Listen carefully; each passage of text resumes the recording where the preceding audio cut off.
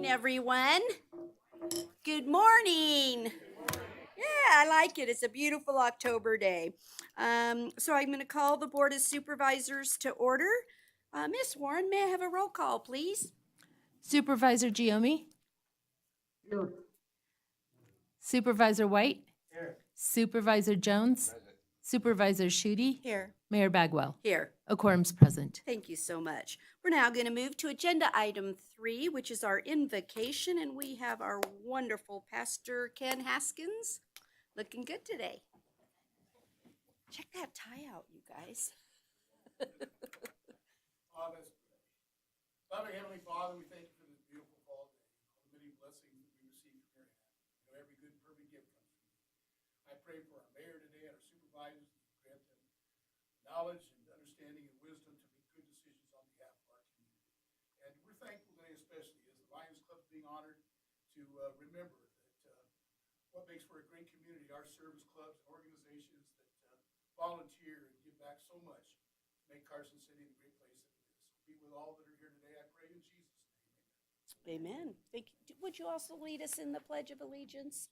Certainly. Since you're a lion, get a little. Great flag. Pledge allegiance To the flag of the United States of America and to the republic for which it stands, one nation, under God, indivisible, with liberty and justice for all. Again, thank you so much. Okay, we're now going to move to agenda item 5, which is our public comment, which I have Mr. Hohen has signed up.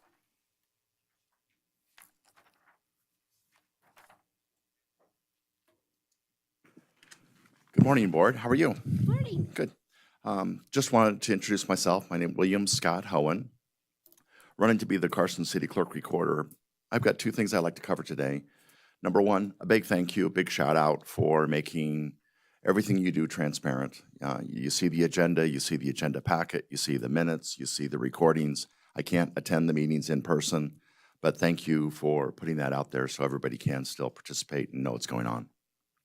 Secondly, the beginning of August 5th, Carson Now published an article, and the Nevada Appeal published it on August 7th.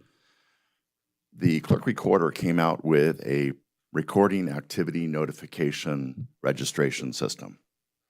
And then it's been quiet after that. And I've been talking to a lot of community members, homeowners. They're always concerned about their homes and their ownership of their homes. They hear the commercial title lock all the time, and they're concerned, oh my gosh, I need to protect my home just like I need to protect my identity. So I encourage every Carson City homeowner to go to the Carson City website and sign up for this recording activity notification registration. I've been in the title insurance business for over 30 years, and I see title fraud all the time. And I want to make sure that if anything is recorded against your particular property, you get notified about it so you can take action. Because if you don't know about what's recorded against your property, a fraudster then could go to a lender and refinance the equity out of your home and lose your home. People don't realize that. People don't know that. So this invaluable service was set up by Aubrey, the current clerk recorder, and I wanted to make sure people were aware of it. So I created a simple website redirect. So if someone wants to go to titlealert.net, it's going to take you right to the city webpage where you need to sign up and opt in to get this recording notification. I don't care if it's mechanics lien, tax lien, child support lien, but you're going to know about anything that's being recorded against your property. So I just wanted to make sure I reiterate that again and get that some more airtime. Thank you so much. Great. Thanks. I'll let you know I did it. It's really easy, you guys. Super easy to click the little radio button that says business and put your APN number in. That easy. Send you a little email that says you're registered. You're good. So thank you for that. I don't have anyone else signed up for public comment this morning, so I'll take one quick ask just to make sure. Okay. Then we're going to move on to agenda item 6, which is approval of our minutes. I sent in 2 small corrections. Did anyone else have anything? If not, I'll accept a motion to approve as amended. I move to approve the Carson City Board of Supervisors meeting minutes as amended. the meeting being September 15th, 2022. I second. I have a motion and a second for approval of the minutes as amended. All those in favor, please say aye. Aye. Aye. Any opposed, say no. Aye. The motion carried unanimously. Thank you. Okay, we're on to the fun part of the agenda. As I can see everyone, I know I love this part, right? The room is full. It's amazing what happens shortly thereafter, but I really do, I really do love this. So we're gonna move on to our presentations if the board wants to join me. Stacy, I know you're with us in spirit. You might have a little sign. Put something that says yay or something.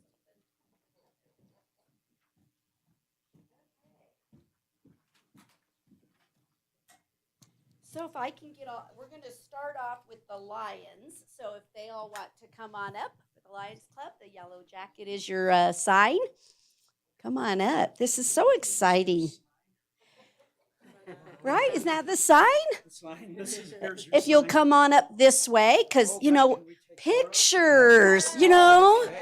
That's right. Things are not right if we don't have a picture. Right? That's right. We got to be able to post on Facebook and stuff. We sure, oh boy. I should have remembered. I'm starting to need bigger print. Okay. Whereas the Carson City Host Lions Club is celebrating 90 years of service to the citizens of Carson City. That's right. That's a good 90 years. Now you know why they're getting a proclamation. Whereas the Carson City Host Lions Club was the first service organization in Carson City, having been formed on October 18th, 1932. And whereas Carson City Host Lions Club is affiliated with Lions Club International, the world's largest service club, with about 1.4 million members and 46,000 clubs in more than 200 countries. That's pretty phenomenal. Whereas since 1917, Lions Clubs have aided the blind and visually impaired and made a strong commitment to community service and serving youth throughout the world. And they sure show it all the time here with the Carson City Host Lions providing eyeglasses and eye exams to Carson City citizens in need. They recycle used glasses and provide vision screening to youth of this city. All the time I see you guys. Great job. Great job. Whereas the Carson City Host Lions support youth activities such as Kids Fishing Day at Bailey's. That's not in here, Bailey's Pond, but we happen to know Mr. Bailey there.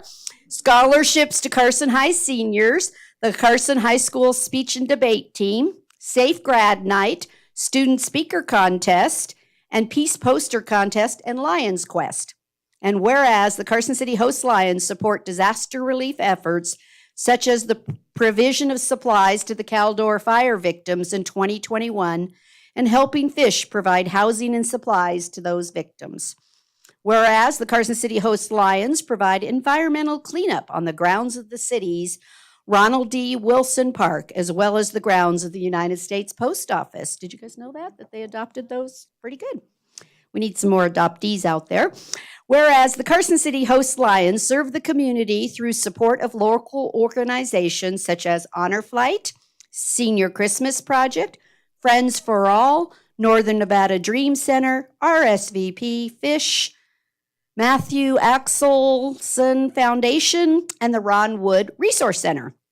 Now, therefore, I, Lori Bagwell, Mayor of Carson City, Nevada, do hereby proclaim October 18th, 2022, to be the Carson City Host Lions Day to recognize 90 years of Lions members, past and present, who served and continue to serve the citizens of Carson City.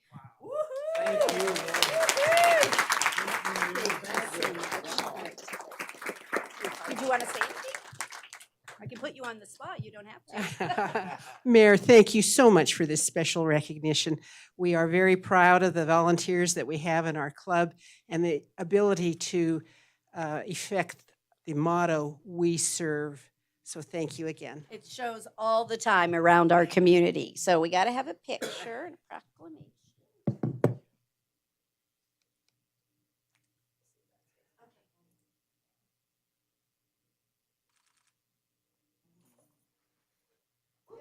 Thank you again, you guys, so very much.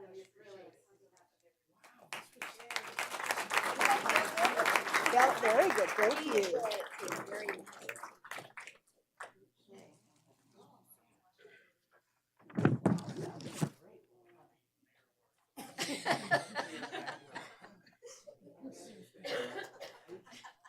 Okay, you can tell we've known each other a long time.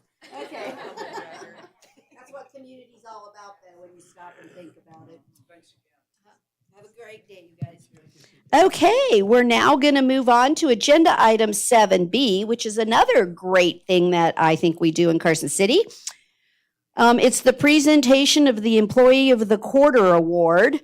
We have our supervisors and other staff members and things in the city that they recommend who's done something spectacular, right? Something above and beyond that stands out. And so this quarter is going to go to Edgar Macias. I'm sorry we can't keep it a secret. We have to publish them because of the open meeting law, but come on up, Edgar. All right. This is pretty important. We'll just start with great job. Thank you. Right? Great job. Thank you. Thank you. Okay. Whoa, see that? Where do I cash this at? Yeah. Big bank. At a big bank. So, whereas Carson City's quality of life attracts talented and loyal employees, and whereas every day Carson City employees put to use their broad array of skills and expertise with efficiency and integrity for the benefit of everyone in our city. Whereas Carson City values its employees and acknowledges that recognizing employees for their hard work and dedication is critical to the future health and growth of our city. And whereas we owe a substantial debt of gratitude to the Carson City employees and applaud those who go above and beyond in their loyalty and ability. Whereas Edgar Macias, juvenile probation officer, has done a remarkable job helping the youth in our community, providing them guidance, support, and encouragement, thereby contributing to the fulfillment of the city's mission, values, and visions. And now, therefore, I, Lori Bagwell, Mayor of Carson City, celebrate the dedicated accomplishments of Edgar Macias in supporting the community and do hereby proclaim Edgar Macias to be Employee of the Quarter. Woo, woo, woo. I think he's got some, Allie, I think I saw, come on up. Anybody that wants to come up in the picture and certainly come do that. It's all about celebrating. If you want to even, he's got the check, so we'll kind of, I don't know which is, the proclamation might be worth more. I don't know. All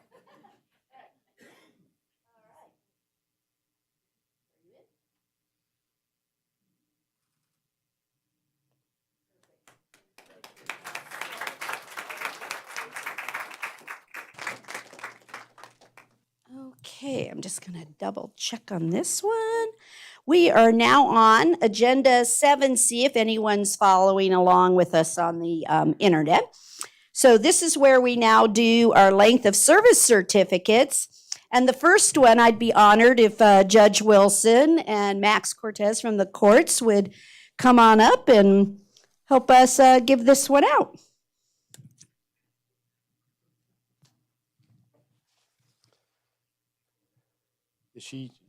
Aren't you going to join us? It's my pleasure to, excuse me, allergies, to present Jolie Higgins with her 25-year longevity award as District Court Supervisor in recognition and appreciation for 25 years of continuous dedication to service for Carson City. I know I speak for Judge Russell as well as myself. The public doesn't see what Jolie does. It's a full-time job just keeping up with changes in the law, the procedure, and those kinds of things. But she keeps everything running very smoothly, and both Judge Russell and I are very, very appreciative of that. Congratulations. Thank you.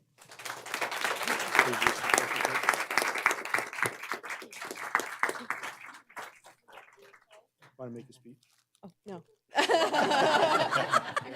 Congratulations. Thank you so much. You know, it's pretty hard. We always have a little saying about how many more years they have to work. It's really difficult when they get to that 25, 30-year mark to say 10 more? Couple. She's not listening to the message, right? 10 more, 10 more. But thank you so very much. It's very appreciative. Please stay up for the full picture as we have another one to award. How about Elaine Birkenheiser? Was I anywhere close? Our public health investigator with 15 years. Nikki, do you want to come up? Oh, okay. Come on up, Nikki. These are important. And help me present this to her. And then he'll read it.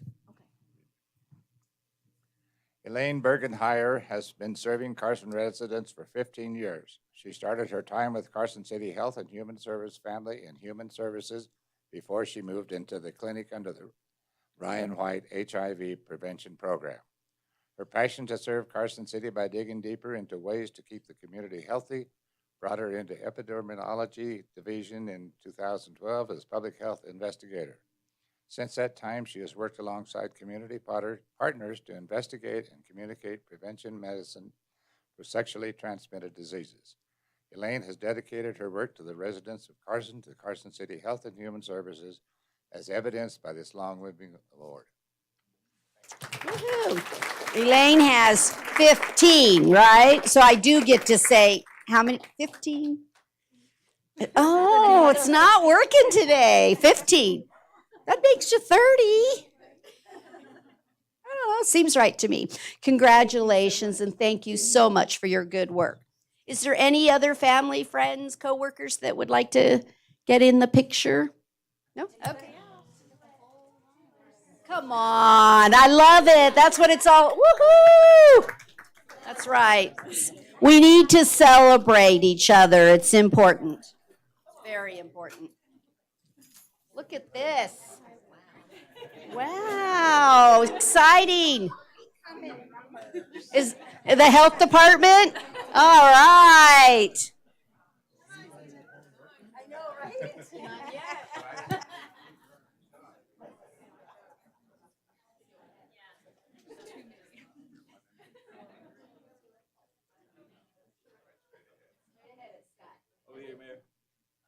And then over there is the other set. Perfect. Look at that. Thank you all so much. And I will just give a shout out to Sergeant Daniel Gomes with 15 years and Deputy Sheriff Kevin Murray, 10 years. They didn't want to come and get the speech that they had to work forever. Okay. Thank you.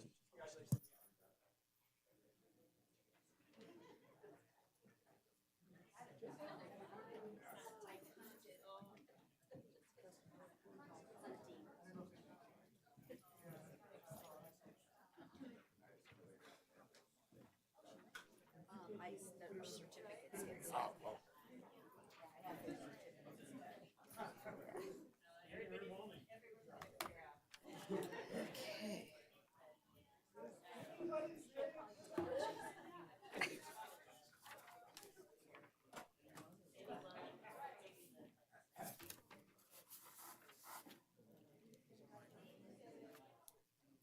Give them just a second to exit. Okay. Well, that was a great start to our day. Okay, we're now going to move on to our consent agenda. I don't see that any public requested to talk about anything on the consent or ask for any item to be pulled, but just again, one last little check. Okay, does any member have anything to pull? Everybody's good? I'll accept a motion for approval of the consent agenda. I move to approve the consent agenda consisting of items 8, 9, 10, 11, and 12A as presented. I have a motion and second. All those in favor, please say aye. Aye. Any opposed, say no. Motion carried unanimously. Thank you.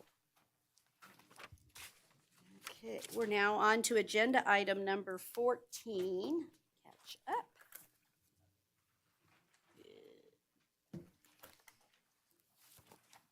Okay, this is for discussion and action regarding the nomination of Robert Johnston for reappointment to serve on the Board of Directors of the Nevada Clean Energy Fund. Is Mr. Johnston here? Great.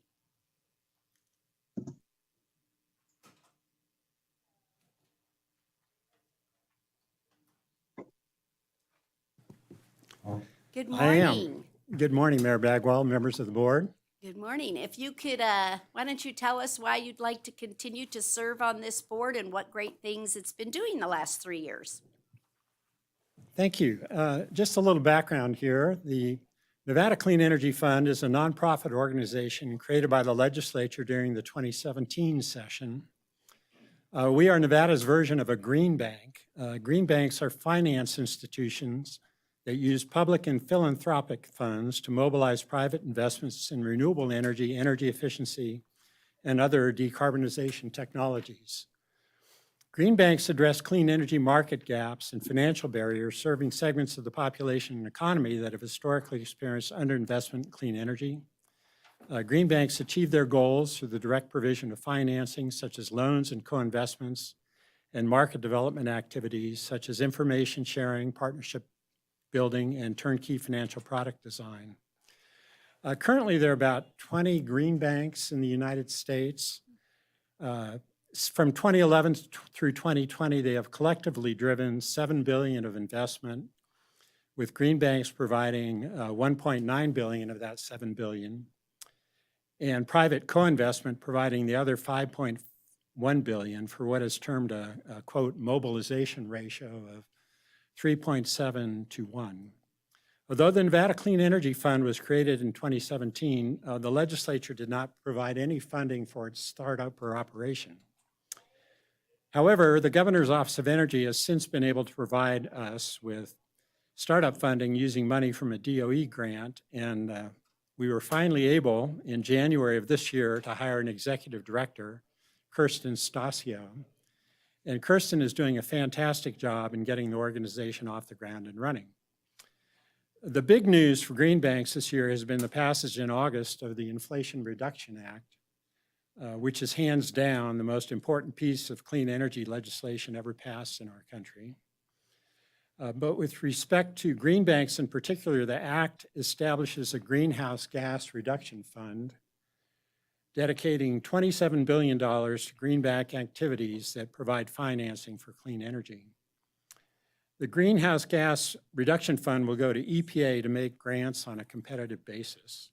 Of that $27 billion, states, municipalities, tribal governments will be eligible to compete for $7 billion, but the other $20 billion will only be eligible or available for grants to entities like Nevada's Green Bank.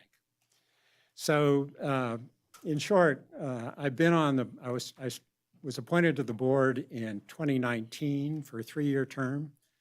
Really nothing much happened for the first 2 years, but then in the last 2 years, there's been a lot of activity. And with passage of the Inflation Reduction Act, there are big things ahead. And so that's why I agreed with the executive director to request renomination to the board for another 3 years. And of course, the governor picks among nominees, so there's no guarantee I'll be back on the board again, but I certainly willing to do so, and I'm willing to answer any questions that the board may have. Thank you. Does any member have a question? No? I have to, Stacy, I'm looking up. You'll give me a thumbs up if you ever need it, okay? All right. I'll speak up. You got it. Perfect.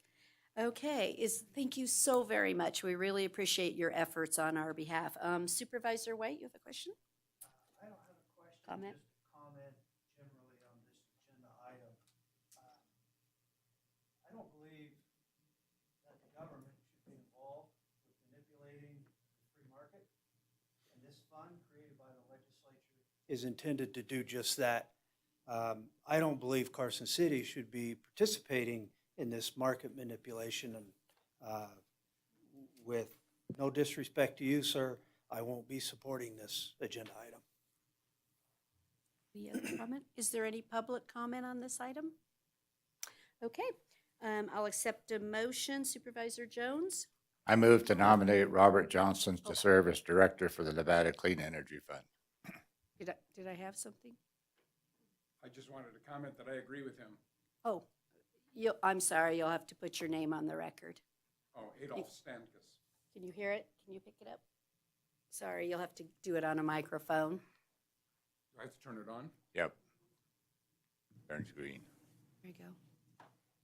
Adolph, Adolph, Stankus, Stankus, and I agree with him.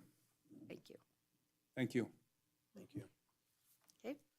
Okay, I have a motion and a second for approval of Robert Johnston. Is there any other discussion? Madam Mayor, who seconded? I didn't hear a Shooty? second. Oh, Ms. Shooty, okay, thank you. Go ahead. Appreciate your efforts and thank you. And so, just in general comment, this, this board exists whether or not Carson City has a member on it, and I guess that you're sending a message. The statute asks for nominations from us. Mr. Johnston, has indicated that he wants to serve, has served. For me, the time is to disagree with the legislation itself and to work within that arena. If you feel that it's not appropriate or changes, and I understand your vote, but I just, for the record, I think you disagree with bad legislation every time it comes to the surface. I And got would it. point out, no other counties besides us, Washoe and Clark, are participating in this. okay, thank you. So we have a motion on the floor. All those in favor, please say aye. Aye. All those opposed, say no. No, Mr. Giomi, was your, sorry, I can't see, was your vote an yes? Okay, let the record reflect that was 4-1. Thank you. Thank you for your service.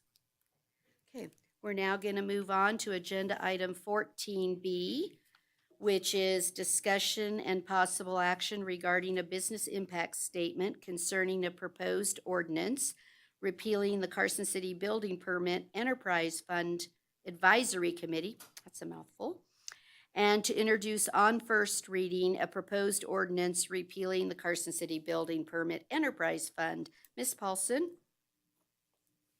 Do we have anything, any questions on this? Anything out there? Is there any public comment on this item? No? Okay.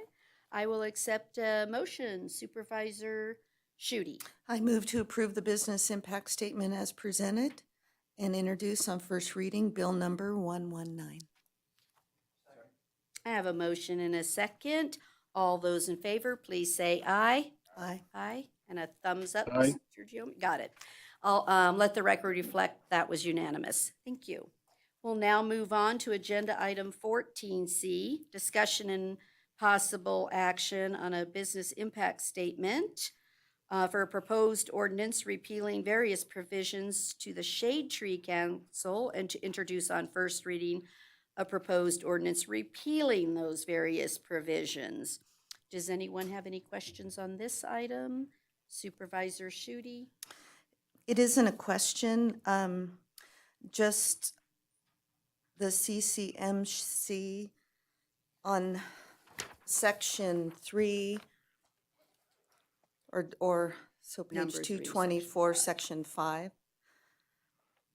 It should read CCMC 404180, not 404175. That's just a staff report. Oh, I'm It is sorry. not part of the business impact statement or Oh, the okay. Sorry about regulations. that. I just wanted to no, it's okay. I wanted to clarify for people. There's no change in the actual documentation. It was Okay. just a typo in the staff report. So thank you for Okay. catching that. Is there any public comment? Okay, seeing none. Supervisor Shooty, would you like to make the motion? Yes, please. I move to approve the business impact statement as presented and introduced on first reading, Bill number 120. I have a motion and a second for approval. All those in favor, please say aye. Aye. Any Aye. opposed? Let the record reflect the motion was unanimous. Okay, we're now going to move on to agenda item 15A, which is discussion and possible action regarding conflict counsel for contract 2030-0003-B for provision of conflict counsel services in the First Judicial District Court and the Carson City Justice Municipal Court, and for services to assign indigent defense cases to conflict counsel or private attorneys under Carson City's Indigent Defense Plan. Are either of the candidates present? Oh, nope. Okay. Maria Pence, and is John George here, just in case? No? Okay, Ms. Pence. Good morning. Good morning. You have impeccable credentials and everything. I don't think, unless anybody here thinks we need to. Tell us why you're interested in doing this. Well, I'm a longtime resident of Carson City. Actually, it was Bob Kroll when he got me back into law when I relocated here from San Diego. And I started in the private sector. I did a little bit of time with the Supreme Court, and then about close to 17 years now, I worked as a Carson City public defender. And I have tried a lot of different areas in the law. My heart always goes back to representation of the indigent. It's what my passion is. I have been doing that, and I have a small private practice in Douglas County, and I've been serving some of the other nearby counties in that sort of representation. But I would really like to come back to Carson City. I still live here. I plan to reside here until the end of my days. So I would like to come back and give those services to this county. Great. Does anyone have any questions? No? I'm looking up Mr. Giomi. Okay. Well, I'm very comfortable with this. Your credentials are, like I said, impeccable to perform this duty, and you live nearby so that you can respond immediately to give assistance. So I really like that too, versus the other candidate did not reside in the area. So I'm very comfortable. Anybody else? Okay, then I'll accept a motion. Oh, wait, is there any public comment? Just in case, okay. I'll accept a motion, please. I move to award the contract as presented to Maria E. Pence for another applicant at the discretion of the board. But I've nominated her. I second. Okay. I have a motion to award the contract as presented to Maria E. Pence. All of those in favor, please say aye. Aye. Any opposed, Aye. say no. Let the record reflect the motion was unanimous. Thank you so much. I have that common thing, even though this is only to end the year, but 20 more years, 30 more years.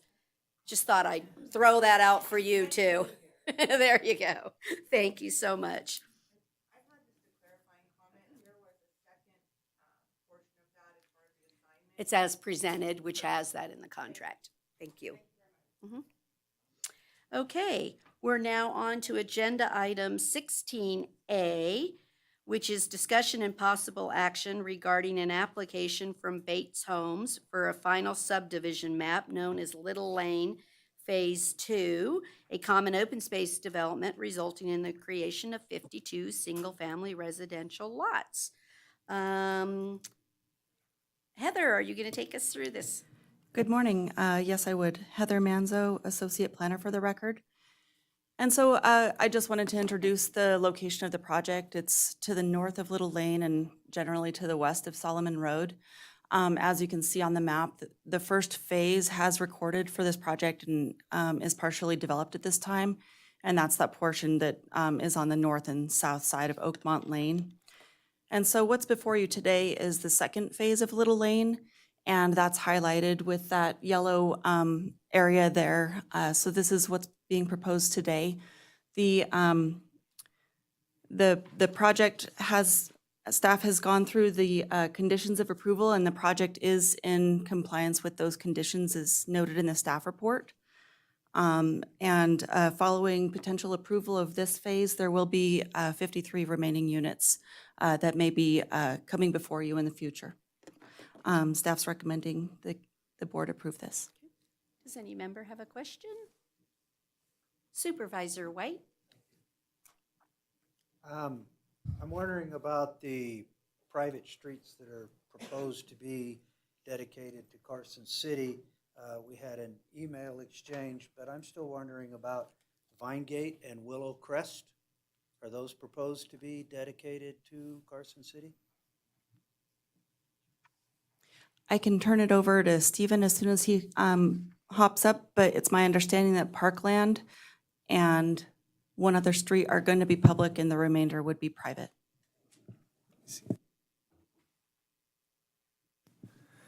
Stephen Patel with Development Engineering for the record.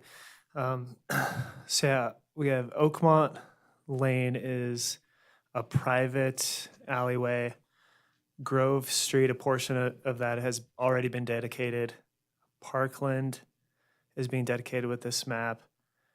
Spartan Avenue and a lane have already been dedicated. And then there's Willow Crest is a private alley, which is shown on this map. And then there's another portion that is yet to be done with phase 3, which is coming in the future. So there may be other streets or alleys that aren't shown in this map. Okay, thank you. Any further questions? Okay, is there any public comment on this item? Okay, seeing none, I'll accept a motion. I just have Oh, one other I'm sorry. comment. Okay. You know, as we work through our budgets, as we listen to constituents, the inability to do maintenance on roads is the first thing on most people's minds. I just can't imagine why we would continue to acquire more pavement that we can't afford to maintain. I think it's ill-advised to take the dedication of these streets within this subdivision.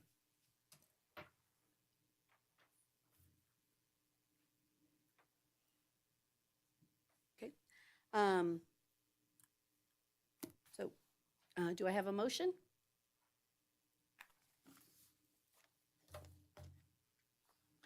I move to approve the final subdivision map as presented. Do I have a second? Second. I have a motion and a second. Do I have any further discussion? Just a general comment on that. That has to be done at the tentative subdivision map level, and that we can have discussion. This is final map, but I'm not disagreeing that discussion shouldn't happen at tentative map arrangements, so. And again, it should be discussed every time it comes to the forefront. Great. Okay, I have a motion. All those in favor say aye. Aye. Aye. Any opposed say Aye. no. No, Let the record reflect the vote was 4-1. Thank you. Okay, we're going to go on to agenda item 16B, discussion and possible action regarding a request from Roseview Townhomes for an amendment to their tentative subdivision map. Ms. Ferris. Thank you, Heather Ferris for the record.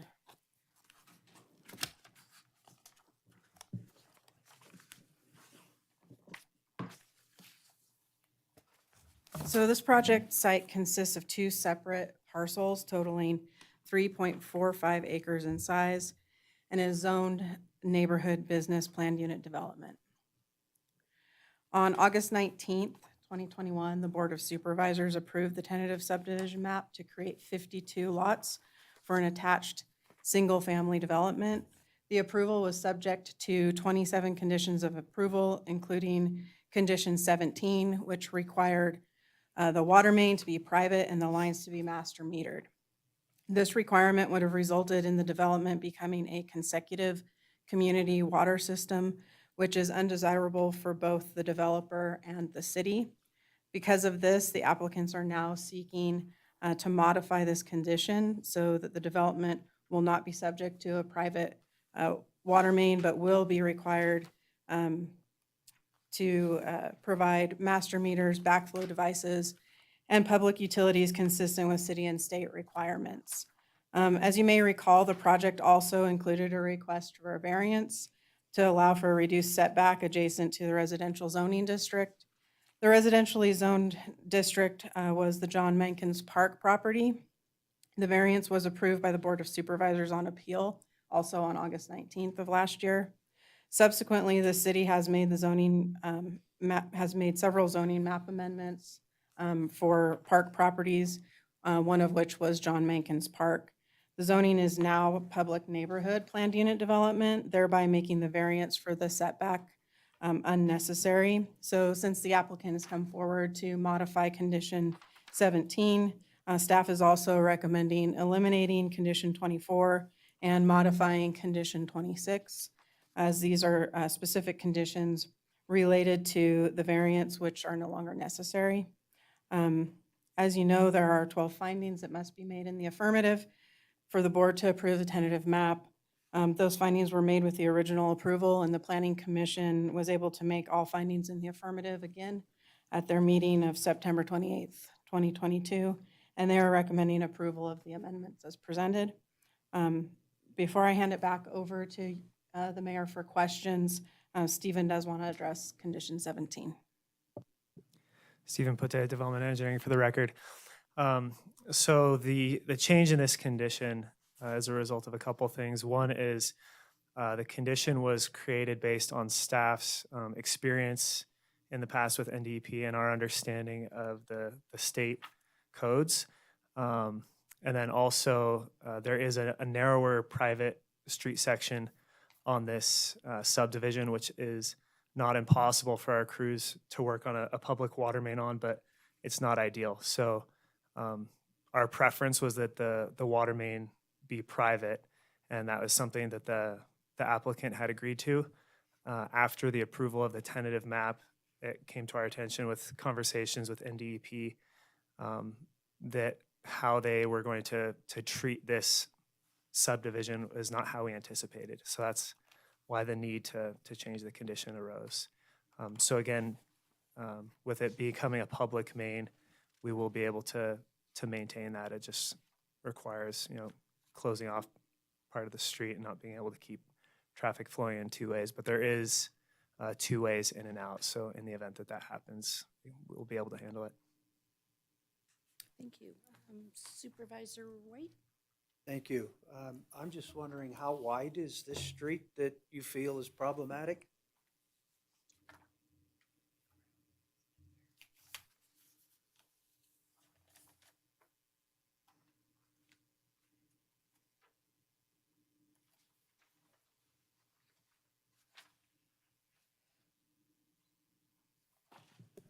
And while you're looking that up, I'll ask an additional question that's kind of related, and that is, will we need an easement for you to access and work on the water main? We will need an easement, so that will be created with the final map. And I don't know the exact width off the top of my head, but I believe it's close to our special street section, which with no parking is 20 feet wide from curb to curb. Do you have any other questions? Don't see. Do you have any public comment on this item? No? Okay, seeing none, I'll accept a motion. Supervisor Jones? I move to approve the amendments to the tentative subdivision map. Second. Motion and a second for approval of the amendments to the tentative subdivision map. All those in favor, please say aye. Aye. Aye. Any opposed, say no. Let the record reflect it was unanimous. Thank you. Okay, we are now on to agenda item 16C, discussion and possible action regarding a request from Sarah Martin to introduce on first reading a proposed ordinance revising the definition of hotel, decreasing the number of required guest rooms. Ms. Sullivan, you can take us through this. Thank you. Hope Sullivan, Community Development Director. The applicant's proposing to amend the definition of hotel from a building containing 6 or more guest rooms to a building containing 3 or more guest rooms. By way of background, the applicant is seeking to operate an inn in a contributing building in the historic district. The building can only accommodate 3 guest rooms. Therefore, staff couldn't call it a hotel. So when the applicant came to the staff said, well, it would need to be a bed and breakfast and you'll need to live there. And the applicant said, but I don't want to live there. I want to run an inn and I can only accommodate 3 rooms. So what this exposed was a gap in the code.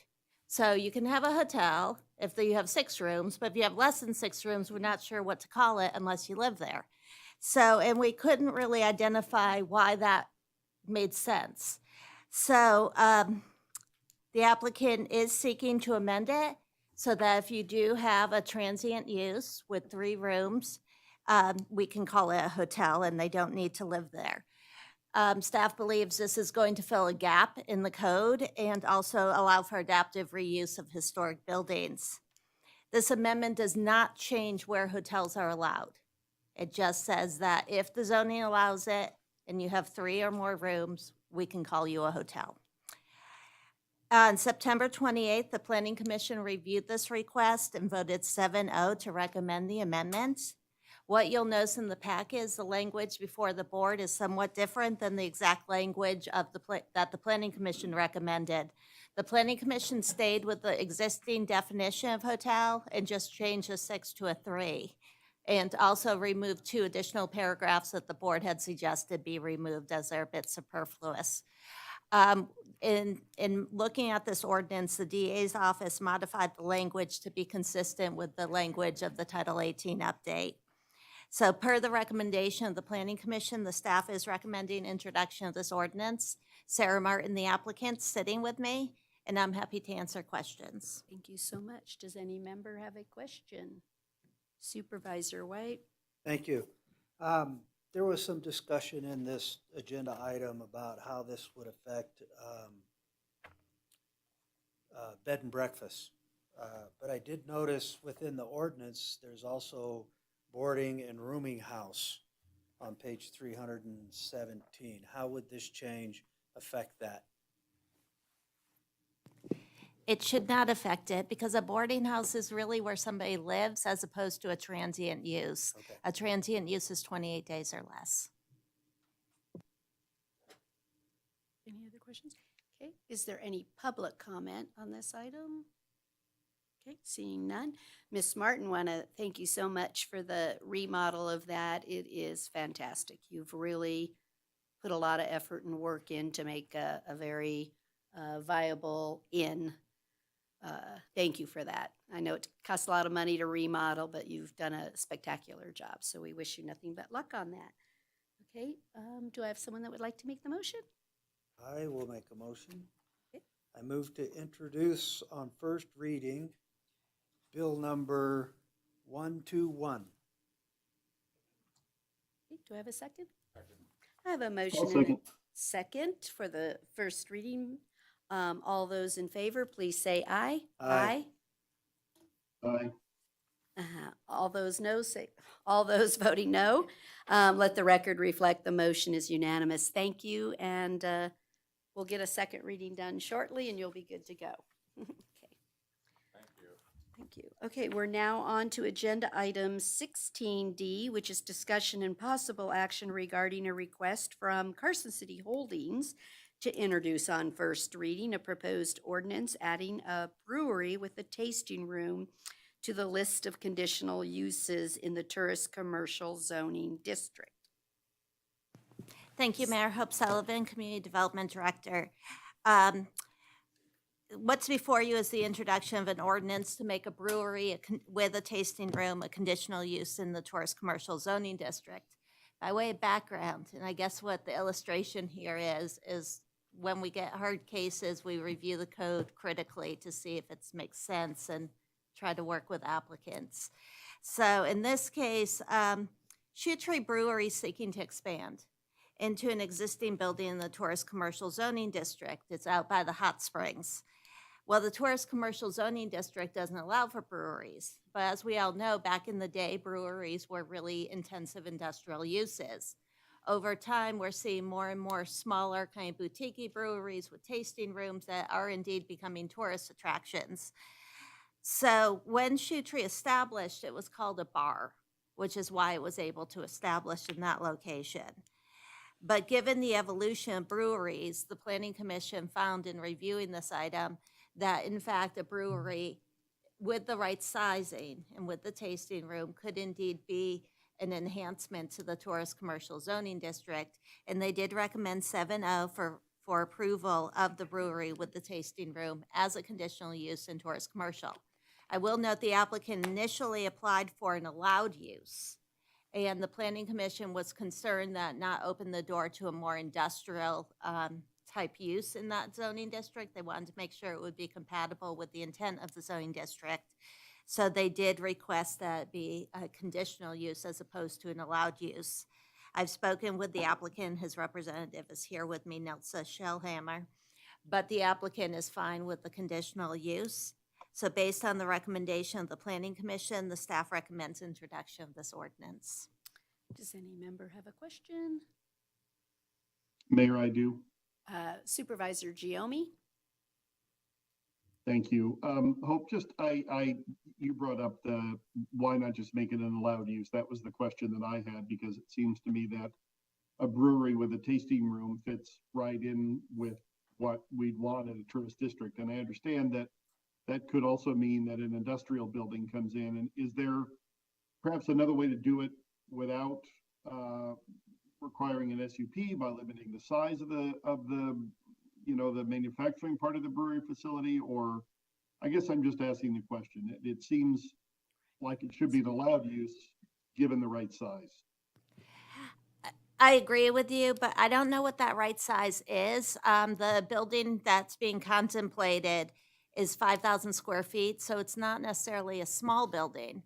So I think it's a more subjective determination that would be appropriate for a special use permit, given the concerns of the Planning Commission. Had the applicant disagreed with the concept of the conditional use, I think we'd be exploring other options as you're suggesting. But as the person who's initiated this said, Hope, I'm good with a conditional use, and in fact has already applied for a special use permit and hopes this will be approved. And since I don't know what that number is, I guess I would think what the Planning Commission put forward makes sense. Okay, thank you. I can live with that. Go ahead. Supervisor Mayor, I'm done. White? Thank you. Thank you. While I do support the Shoe Tree Brewery, and certainly that's what these microbreweries are doing with the tasting rooms and such. But as I have said in the past, the master plan zoning is supposed to provide stability and predictability to the neighbors. And I don't believe it's appropriate to make these sort of zoning changes outside of a master plan review. As there's questions about what's the right size, what could happen, what's the negative consequence to this? That's why we should do this in a systematic procedure in a master plan review, not this hodgepodge just change every time somebody doesn't like the zoning of the property they're already on. Supervisor Jones? Are we talking about an existing building adjacent to the Shoe Tree? There are two things. What's before you is a text amendment, so essentially changing the rules and adding a use to the list of conditional uses in the tourist commercial zoning district. By way of background, the applicant is initiating this amendment based on an interest in occupying an existing building. Yes. Okay. Thank you. Any other questions? I don't see any other questions. Is there any public comment on this item? Okay, seeing none, I'll accept a motion. I move to introduce on first reading Bill number 122. Do you have a second? Second. I have a motion and a second to introduce on first reading Bill number 122. All those in favor, please say aye. Aye. All those Aye. opposed, say no. No. Let the record reflect that was 4 yeses and 1 no. Thank you. Okay. We'll move on to, thank you. Agenda item 17A, which is discussion and possible action on the Carson City Fire Department's share of a regional grant award from FEMA for $392,727.27. Gotta get that right, with a local match obligation not to exceed $39,272.73 for 56 self-contained breathing apparatus units and 24 additional masks.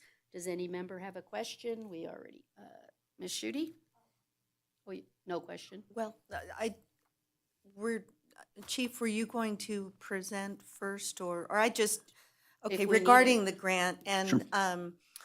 I know we reached out, on this. So on page 434, when, in the application, it was listed, the masks might be as much as 8,500 and the award is for 7,500 per, not mask, but the whole breathing unit.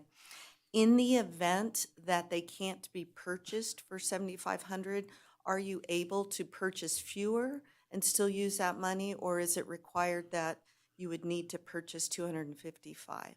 Yes, we would still be able to purchase fewer. Our original grant application, again, it was a regional grant with 5 separate departments. North Lake Tahoe, which is the incline area, was the lead agency. We submitted what was at that time list or catalog prices for these SCBA's, recognizing that we would likely get a lesser cost under a group purchase. And FEMA also agreed with that, and so they reduced our total award. So if for some reason out of our control that the costs are more than what was originally awarded, one, we could reduce the amount we purchased, or two, we would be able to file back with FEMA and say, here's our updated quotes. Can you reconsider additional funding to cover the additional costs, which would have been our original request? Great, thank you. Sure. Does any other member have any questions? Is there any public comment on this item? Seeing none? Okay. Supervisor White, a motion? I move to accept the grant award as presented. I have a motion and a second. All those in favor, please say aye. Aye. Aye. Okay. Any opposed? Let the record reflect the motion was unanimous. Thank you. We're now on to agenda item 17B, which is discussion and possible action regarding direction from the Board of Supervisors on a request from the Professional Firefighters of Nevada Benevolent Association to incorporate Carson City's World Trade Center steel I-beam, which is currently part of the city's 9/11 Memorial in Mills Park, into the forthcoming memorial to the firefighters of the state being constructed at the Nevada State Capitol Complex. Who's going to lead us off on this? You are? I will. Okay. Chief Slayman? Good morning, Board. Sean Slayman, your fire chief.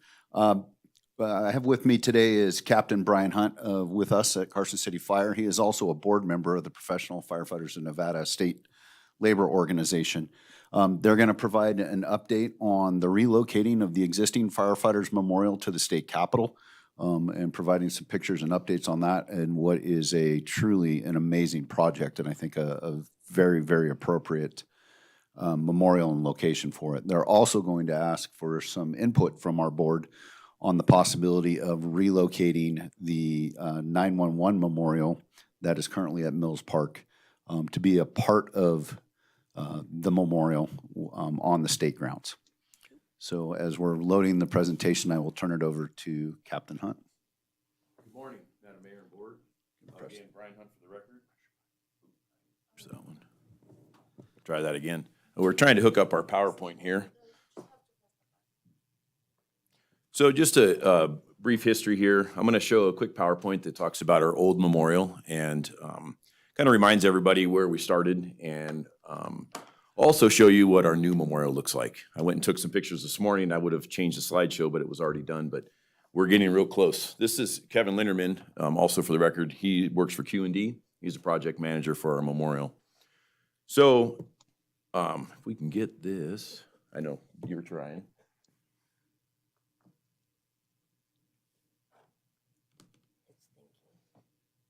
Sounds like me.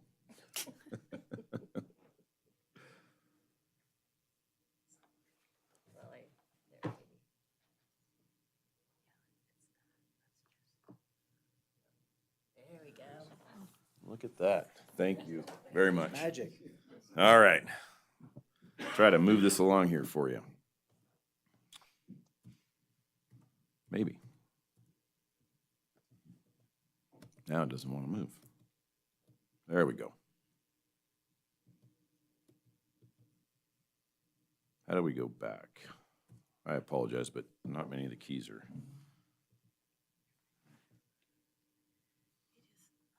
Previous. All right. Which one to go forward? Okay. All right, thank you. Sorry about the technical difficulties here. Okay. So, this is our current memorial. This was a picture taken probably about a year ago. This memorial's been there since 1993. Was built by a group of individuals from all around the state. Chief Jomi probably remembers quite a bit about this. It's been there at the city's graciousness for all these years. And it was put together all by community donations from around the state, firefighters' wallets, and anybody else that would donate. And it stood proudly there for actually quite a few years now. One of the things that drove the initial movement to the Capitol grounds was it's a more visited location. It's a location that people from all around the country come and see.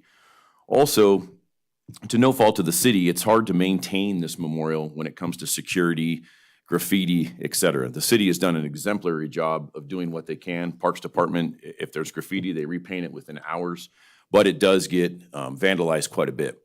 We've also looked for a new location that we could meet in a larger, broader scale. We can have more people come. And as this one was designed as an amphitheater, it kind of limits us down to that inside location. So moving forward, another picture for you of the location. For about the last 15 years or so, the PFFN and other fire agencies have lobbied at the Legislative Council for many, many years, 15 or plus or more, to really see if we can acquire a piece of land there. As you guys know, it takes a legislative action, and it took a while to acquire one. And in 2017, SB 540 was carried by Senator Aaron Ford and signed by the governor, passed unanimously, but that SB 540 allowed the professional firefighters in Nevada to build a new memorial. There's really not a lot of paperwork or long drawn-out contracts with the state over it. They basically do it through bill action that allows us to build that, and it will stay there in probably a lot longer than any of us will be around.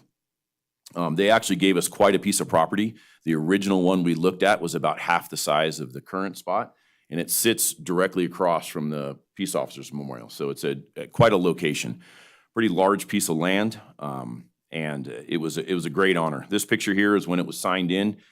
We brought a big fire department showing down there, chiefs from all around. It was a very large event and very proud for the state to put another memorial. As you guys also probably well know, the state really does enjoy having memorials on their property.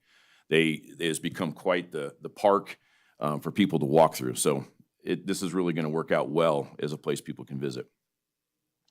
Like I said before, the PFFN was given basic control and oversight of the new memorial. It doesn't mean it belongs to the PFFN. It belongs to all firefighters and all citizens of the state of Nevada. We are just there to bear the responsibility for all the fiscal, all the maintenance, and basically the construction of it. We hired an architect and an engineering firm, and throughout quite a few years, we learned some lessons that, we're firefighters and we tend to be very prideful in our jobs, but we are not memorial constructors. We're good at fundraising. So took a lot of boots on the ground, but we have raised, we're sitting at about $800,000 we've raised so far. All of that has been spent. And we have another couple $100,000 that we have been putting away for long-term maintenance. And the fundraising will never stop. Most of that permanent maintenance will be paid for by our license plates. And that generates a pretty significant income every year on the backs of the firefighters. The only people that pay for those are the firefighters that have them. And that money will be permanently set aside to maintain the memorial and for hopefully hundreds of years. We also had a lot of other large donations. NV Energy, Southwest Gas. We had a very generous lady in Las Vegas that has written us six-figure checks who hopes to continue. Q&D has been extremely gracious in their construction side of it. And then a lot of it has just been on the backs of hundreds, if not thousands, of just citizens throughout the state. So it has gone very well. It's taken us a few years, but we have finally arrived at constructing. This is a rendering of what it would look like. As you guys can see, it was originally designed to house the 9/11 beam that currently is in here in Carson City, or a beam of similar size. Not very easy to acquire those. And we had some long-term discussions quite a few years ago about it. And then, to no fault of the city, I'll take the fault on the PFFN. We never continued those and re-up those conversations as the board changed and city leadership changed. But hopefully in this rendering, you guys see, and I'll show you some pictures of how prominent of a location the new memorial, how large it is actually, but where that beam would actually sit. That beam is embedded into the wall. It is not permanently mounted into the concrete at all. It is actually set on two small little miniature I-beams, and then it could be tack welded onto that. And it prominently sits in that back wall for the reason that there's no way to look at the memorial without looking at the beam. It's a very strong representation of what that memorial stands for. That rear wall is where the names will be inscribed. That rear wall is currently concrete. It will be all granite here very shortly. Kevin can speak to that if you have questions on that. The granite will match what is being put on the buildings on the Capitol complex as we speak. They're working on that right now. Actually went down there this morning. The dirt you see there is now covered in pavers that are colored, so it's a Maltese cross, a symbol of the fire service that's in colored pavers, all very well lit, and then there's concrete around the outside. Once all the names go on there, we'll be able to each year inscribe instead of using plaques, a lot safer and a lot easier, a lot easier to maintain and a lot more difficult to vandalize. One of the other things this location will provide that the current location doesn't is not only for the memorial, but for the possibility of the World Trade Center beam, is the security. There's 24-hour-day security, not only by foot patrols, but also by cameras. One of our requirements was we had significant restrictions on height and pass-through visibility that had to be engineered so that the foot patrols are able to see every piece of it. Also, there's cameras mounted. So it is completely secured 24 hours a day, 7 days a week, rain or shine, by the Legislative Council Bureau of Police, and then also Capitol Police and all the cameras that are there. They will do the long-term maintenance of the memorial itself. Anything that has a cost structure, the PFFN will pay for. And that includes the beam if that was to be a possibility to move there. That would be also paid for. These are a quick picture of the statues. There's 5 life-size bronze statues that represent one fireman that is basically fighting the fire, the other is directing the scene, and then 2 firefighters pulling a fallen officer down. It's similar in nature to the Fallen Police Officers Memorial. These are all about 6 feet tall. They all represent the state of Nevada. It's written on the back of their jackets, and they are actually made by a fireman in Colorado. Incredible statues, incredibly expensive. They're built to stand the test of time, and they also are, there's a way that we can wash them every few years so they don't patina in the way that others have. So down to the last piece here. What we're really asking today is, one, we wanted to show you the new memorial. We do invite you guys, if any of you would like to go take a walk or go see it, I'm happy to meet you down there at any point and describe to you in person what is down there. But what we're really asking for is to see if there's a possibility, if there's a appetite to move the current city's World Trade Center 9/11 beam to that new location. It'd be a place that is not only extremely fitting for what it symbolizes, it will now sit not only in the firefighters memorial, but will basically face, it's off a couple of degrees, but will face the fallen police officers memorial, the beam itself. So it is a very dramatic representation of what that beam symbolizes and to most of the country. One of the nice things also about being in the Capitol, it is still here in Carson City. It is a very proud part of this city being a capital city. And now this beam will be in a place that not only just citizens visit, but people from all around the world, people that come into Carson City. It sits across from a lot of our great restaurants and shops. It'll be a very easy place for people to go. And then really lastly is that it will be very easy to maintain and secure there with the 24-hour security and how the Capitol grounds are taken care of, especially with all the new construction that's going down there. The Capitol grounds, if you haven't walked it, are under a massive amount of construction. It's quite gorgeous down there. Everything's being redone, the concrete, all the granite, the Capitol's been redone. So it'll sit very proudly in a very new area. It also sits in that square. There's 4 other memorials just in that square itself. So it is a very visited location. Cost-wise, there will be no cost to the city. We are asking for a 0 cost. However, if this was an opportunity, however that opportunity arose, no cost to the city at all. The PFFN and all the donors would make sure that anything that it costs to move the beam, to currently maintain it in its current state, the original plaque that is on it will be maintained and will stay on the beam.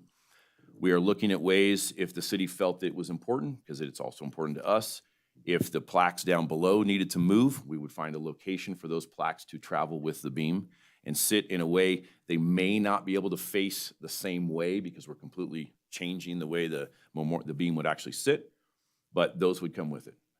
We would also like to memorialize where this beam came from, not just 9/11, but as a very proud part of Carson City and a very proud part of this city's past and the city's history and what they feel about that tragic day. So, again, I just want to make sure that everybody understands that there will be a no cost. We will bear all those costs, up into including if there's something we need to do at the original site to help with any decommissioning there or any changes there. We're happy to find a way to pay for that. Any questions at all? Does any member of the board have a question, comment? Madam Mayor? Supervisor Giomi? Thank you. Just to add to a little bit of background and thanks to Chief Slayman and Captain Hunt. You know, when we, and Sheriff Furlong and I were involved with former Supervisor Jim Shirk in obtaining the beam, an effort that was organized by Supervisor Shirk. Sheriff Furlong and I, as the fire chief at the time, came along for the ride, but we struggled with finding a place, and I think if, as you read the agenda packet, you see that at the time, trying to figure out the best location for it, and we sort of by default ended up in Mills Park, and then struggled over the years because it was originally just a dirt base surrounding it, and finally we were able to add the concrete and make some minor improvements there. But I support this. I think moving it to a prominent location where memorials are concentrated is a way to further honor those who were affected by the World Trade Center and the events that happened on 9/11. And I think it's a fitting place because it draws visitors just by the fact that there happens to be a concentration of memorials. You know, the military are on it, there, firefighters, law enforcement. And it seems like a fitting way to do this. And as I said, I know the city struggled early on with finding the best place to put that beam when we placed it where we placed it. And there was even some talk of it just being sort of temporarily in Mills Park until we found a better spot, quote unquote, better spot. And this may just be that better spot. Thank you. Supervisor Jones? Well, I personally am opposed to moving it. This was a tragic day in our history, and I think we should keep it separate. I think we need to recognize the firemen have done a wonderful job, and I commend you on your new venture. But I personally think this is a separate issue, and it should remain where it is now. Supervisor Schutte? In looking at the layout or the rendering, where is the police officer's memorial in relation to the picture? If you were to put your back to the wall itself, if you see the opening in the wall, if you were to kind of tuck yourself into the back of that and you looked straight ahead out, you would see the police officer's memorial. It is a little bit of an angle, maybe 10 degrees, but they sit across from each other. Okay, so is it fair to say that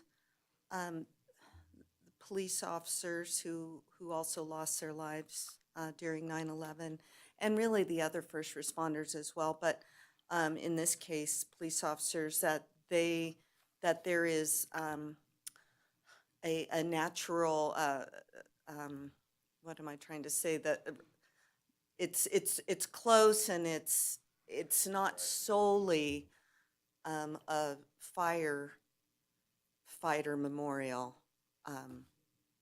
addition. I'm not speaking well at No, all. no, I think, I Sorry. think I understand what you're saying. I'm- No, yes. I don't think and I can just speak from the firefighter side. This does not represent to us just a loss of firefighters. It's a loss of all emergency responders, and it's a loss of U.S. citizens. Right. One of the benefits we feel is that it now will sit much closer to the police officers memorial or the peace officers memorial for this state. Currently, it does not, and that's just because of where it located.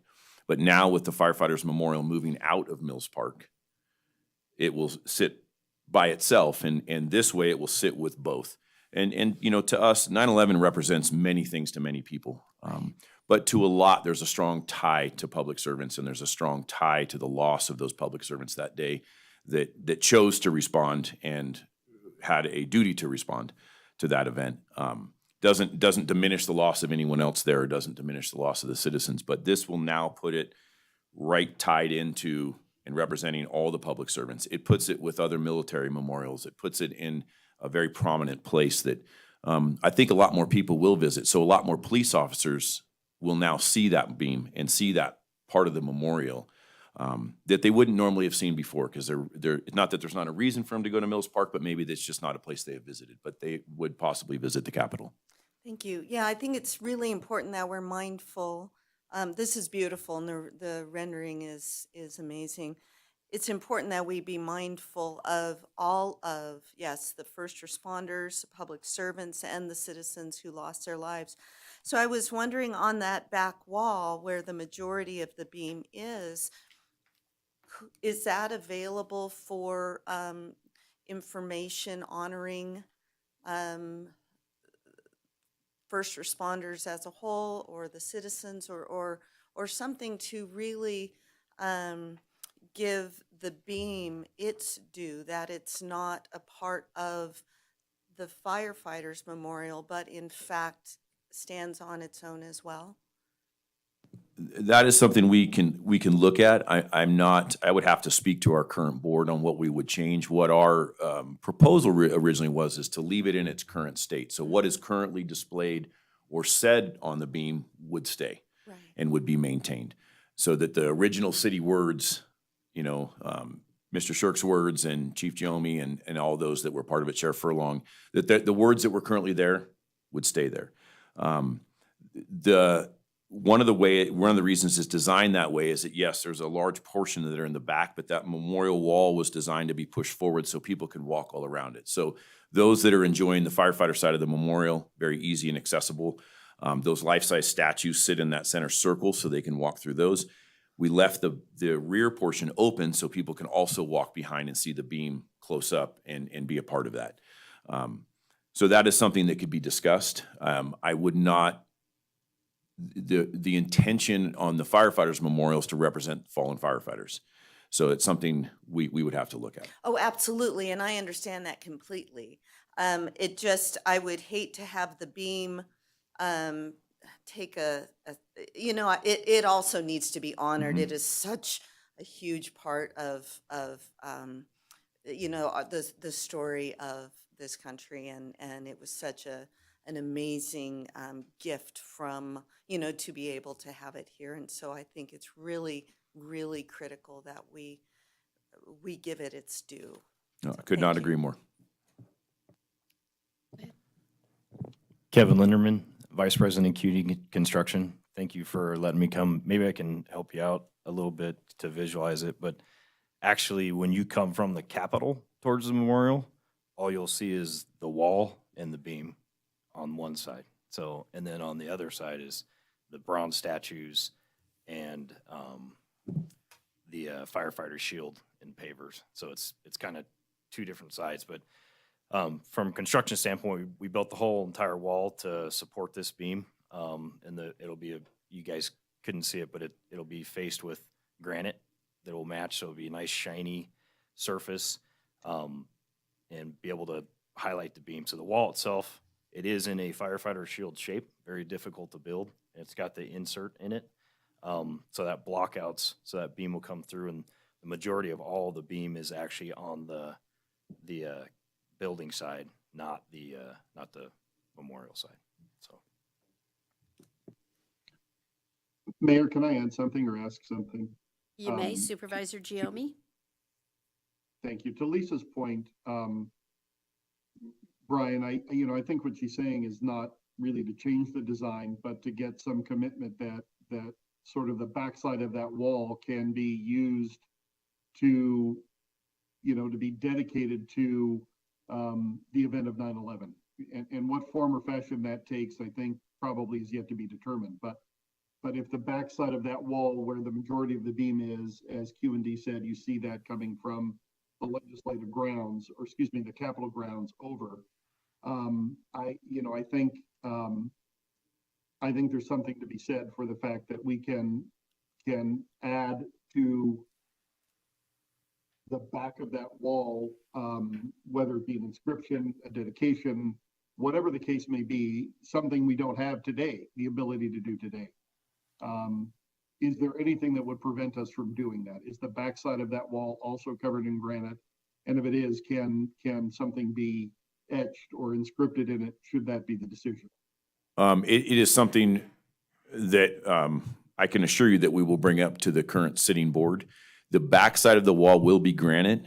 That, at this point, was going to depict, we were going to have etched in a few pictures of different firefighting activities to try to represent all types of firefighters in the state of Nevada. That was not only very important to us, but also was one of the requirements from the state, was that we depicted all types of firefighters.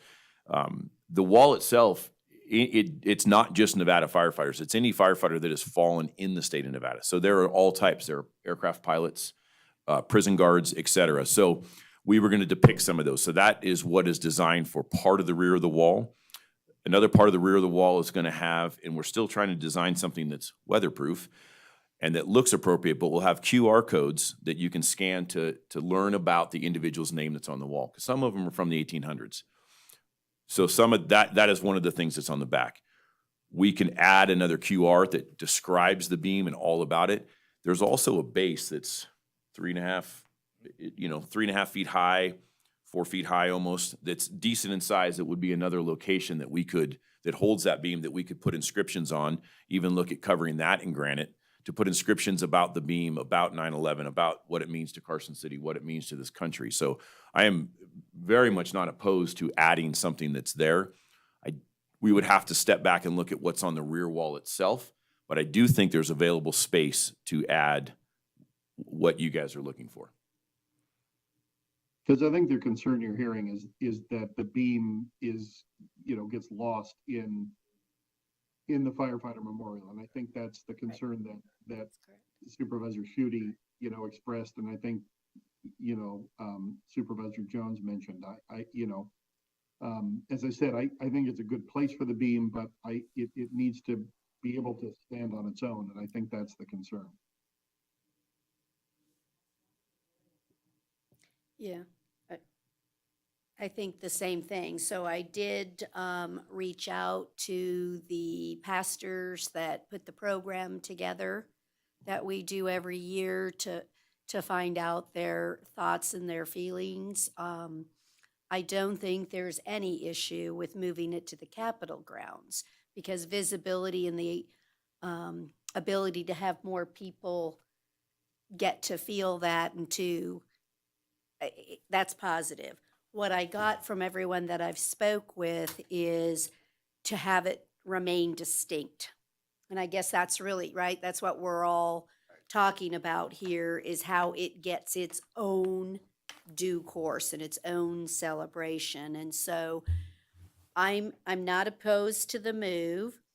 I'm more looking forward for you to be able to tell us how you're going to give it its own due, that it doesn't get lost and become the firefighters' memorial of 9/11, because it's the 9/11 memorial. And I think that's probably what's really bothering all of us. It's like, I don't know that I want to let go of its own memorial. And so I ask that if there's a way that you can work with the board and Q&D to come up with some rendering that we can see and that the community can understand that it's still about 9/11, which is integral to firemen. But I really think it's everyone. right? I think 9/11 represents a lot of things. And so this agenda item just is dependent on discussion. So the answer is for me that you could move forward, but you're gonna have to show me how you're gonna inscribe it or do something to give it its significance. That's probably the right way to say that, so it doesn't get lost. Is That make there? sense? No, it does. Is there some verbiage that, and I know we can do this offline, or that maybe the board could help us with, of some verbiage of what could be said or stated that would mean something to the city leadership that isn't currently there? You know, it's 9/11 is, as you all know, is a very large part of the fire service, and the fire service tends to want to share that with everyone. And this was a way that we thought that beam could be shared with more individuals. By no means do we want to, and I very much understand what you're saying. By no means is that beam a prop to us. That beam is something sacred is not even a strong enough word, what that beam represents. But I do more than understand, you know, that I wouldn't want it to get lost either. And that's one of the reasons when it was drawn up. And again, a lot of these conversations would have been better off a lot earlier from our standpoint. But if you look into design, it is really designed to be a very prominent piece. And like Kevin mentioned, there is a large portion of it that will stand alone. There's nothing behind it except for a flagpole and a light. But outside of that, it stands alone. It stands separate. Maybe I can ask the question.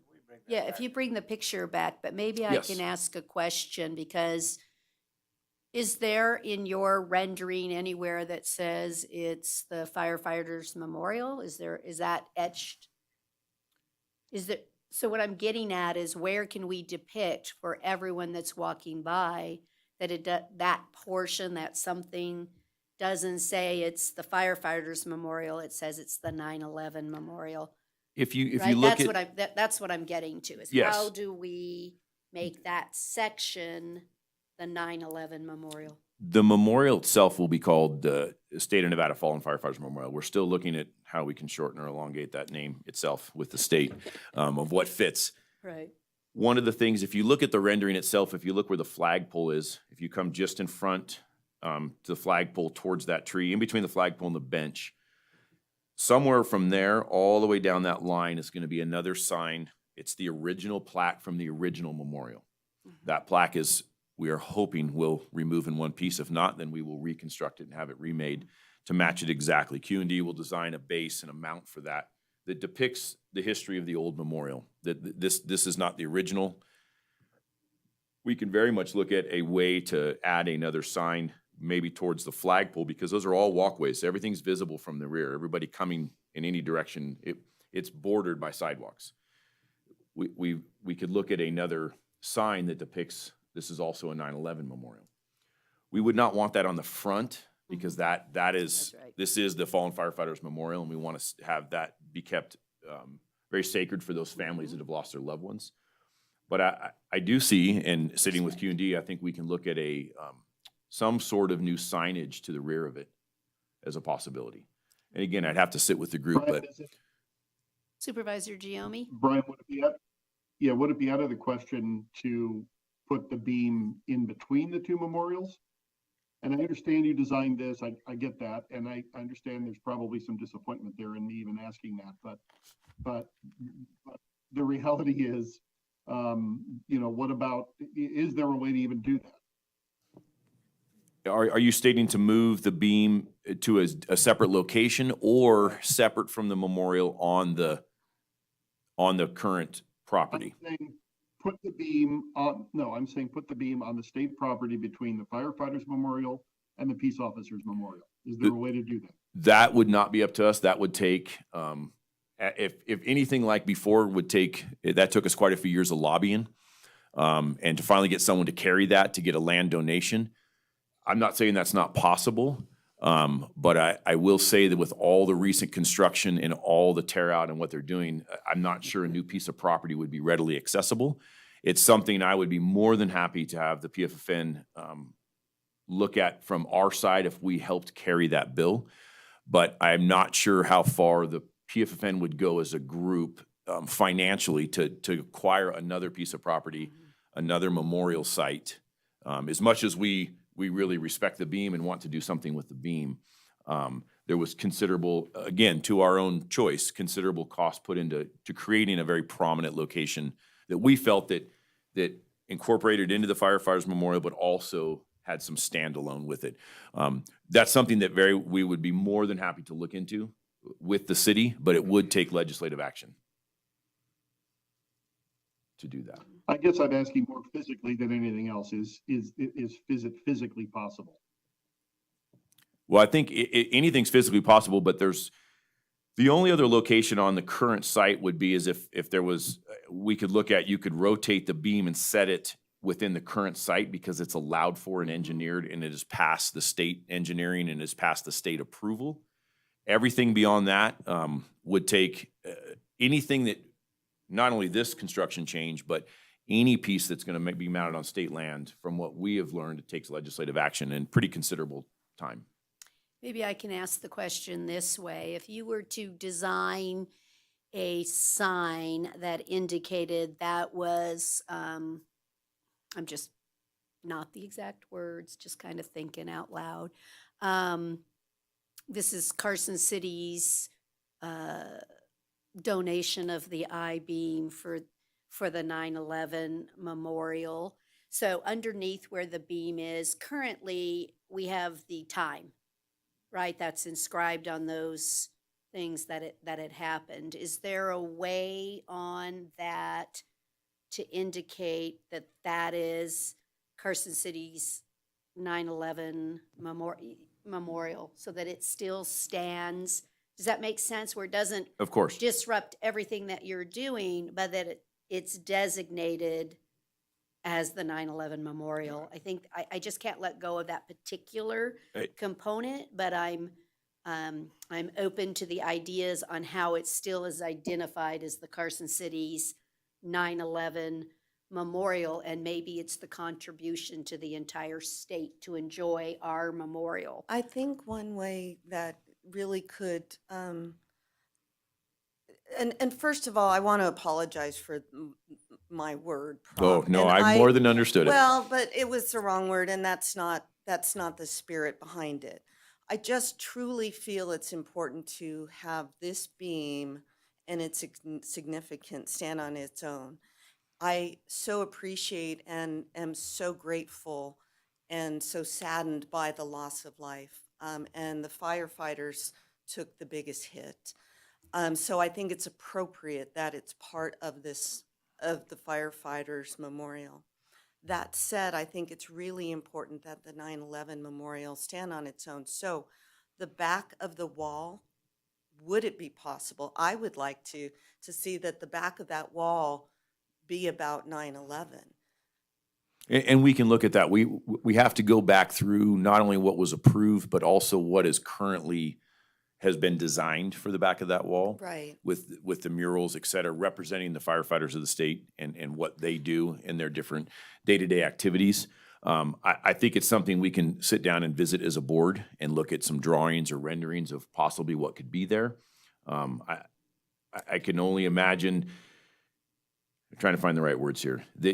It's difficult, just as you guys have a very strong belief about the beam itself, which I very much respect. We also have that same belief in what is on the wall representing the firefighters of the state of Nevada. And so I think we can see both sides, that we feel very powerfully about honoring those families and those family members. But I do believe there are some ways to Accomplish both goals. very beautifully represent not only where the beam came from, and I'm saying the 9/11 story itself, but where the beam has come since then, where it traveled to Carson City and is a very proud piece of Carson City. And then Carson City is now allowed, donated verbiage for it to sit in its new proud location. So I think we can represent a lot of that. I think we would need to sit and look at what verbiage would be most beneficial to the city, but also continuing to honor a very, very much a two-piece memorial. You know, it's very much a memorial for the fallen firefighters, but it also is a way to memorialize the beam. And it was really, for us, it was an opportunity as we acquired this piece of land to try to do something extra, something bigger, something that represented something that's extremely important to us, and it gave an opportunity. But I definitely see your side, and I think that's something we could look at. Go ahead. I just made like one comment about the back of the wall and the areas that can be used. The benches are there basically to sit and look at the beam and look at the back of the wall. Probably do something with the benches as far as plaque locations as well. Personally, for me, we liked the project when we got to it. The beam's obviously the centerpiece of the whole project, but as far as I didn't even know Carson City had this beam. So, and I've walked by this area probably 500 times going to the legislature building. I know the exposure to the event is going to be so much greater here. That's a big part of us. We've donated a lot of stuff and time to try and make this happen and build the wall the way it's supposed to be. So as far as, people that are getting young people like my children that weren't alive when this happened, to be able to see it and walk by it and also see Peace Officer Memorial and everything like that. The showcase, I know it doesn't look like it on paper, but when it gets set, the beam's gonna stick out and be the biggest part of it. So thanks. Let me take any public comment, just in case there is some. I would like to offer public comment on this.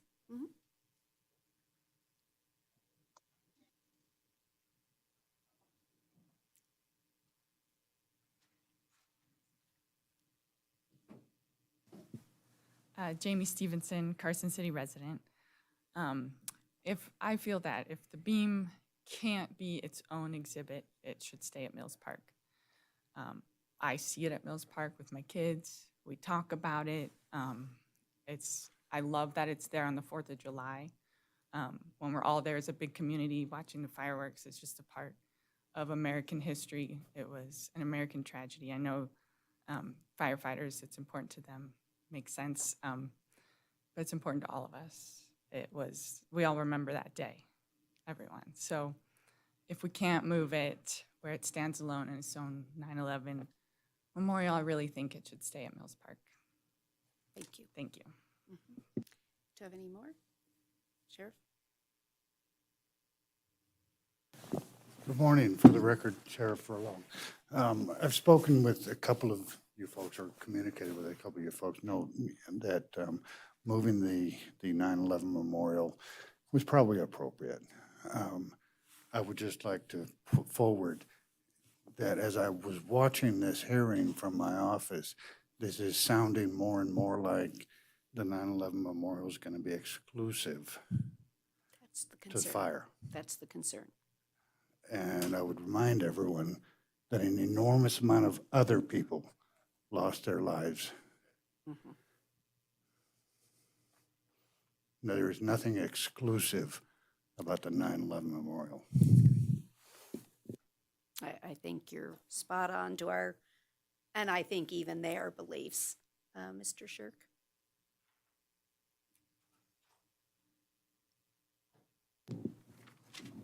Jim Shirk for the record. On September 11th, 2001, the deadliest terror attack that happened in American history occurred at the World Trade Center. This terrorist attack claimed 2,977 lives. I obtained the rights for Carson City to acquire a steel beam from the World Trade Center. In 2013, the steel beam was placed at Mills Park at a somewhat satisfactory location. However, with the forthcoming firefighter memorial at the Nevada State Capitol, this should become the permanent home of Carson City and the World Trade Center steel beam that we now have. I would encourage the board to approve the arrangement, whereas Carson City will retain ownership of the steel beam and allow it to be incorporated into this memorial.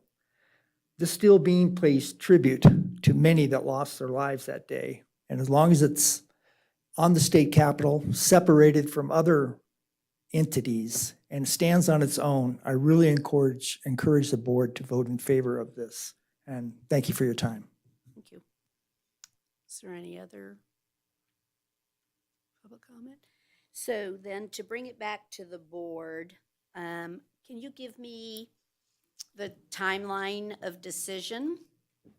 So what I'm after is if there's an opportunity to do a little bit of work to show us some specifics that we could do to show me or all of us, to satisfy all of us of how it will receive the 9/11 memorial distinction. And I guess that's the issue, so that we can see that, so that we have a comfort zone. Yes. And I would be happy, as mayor or whatever, to put it right back on an agenda. So I think you're seeing that I'm not opposed, personally for me, to moving it, because I do believe it's a gift to everyone. But I think we can, Can you do that? in a pretty swift manner, at least make some proposals. I can meet with our board quite swiftly. We have pretty good access to Q&D. We can look at some proposals quite swiftly and get those back to you What do within you guys- probably 2 weeks. 2 weeks?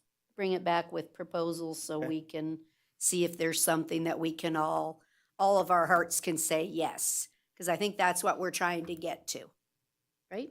Yeah, I think for Okay. me, this event in American history is a standalone situation. This beam has to retain its own identity. Moving it to the Capitol complex is fine. I have no issue with that. But retaining its identity is essential. I mean, you wouldn't put a secondary memorial at Pearl Harbor or on the beach in Normandy. You just wouldn't do it. It has to be its own. In near proximity is all fine and dandy. It has to have its own identity. Appreciate that. Okay. All right, so we don't need to take any action because you'll just come back on an agenda with some renderings and ideas of how we can accomplish both goals. Yes, Does that ma'am. work? Everybody good with that? Okay. Thank you very so- much for your and time. And please thank your board for raising all the money, working on this.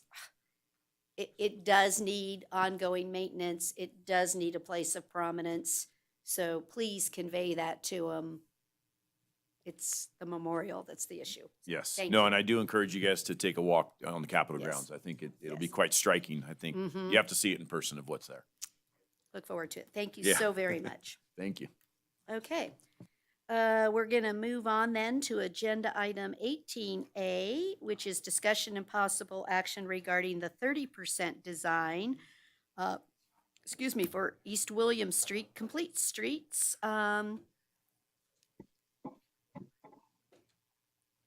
I don't know, you might have wrecked the electronics. We'll see. Yeah. No problem. Mr. Rice.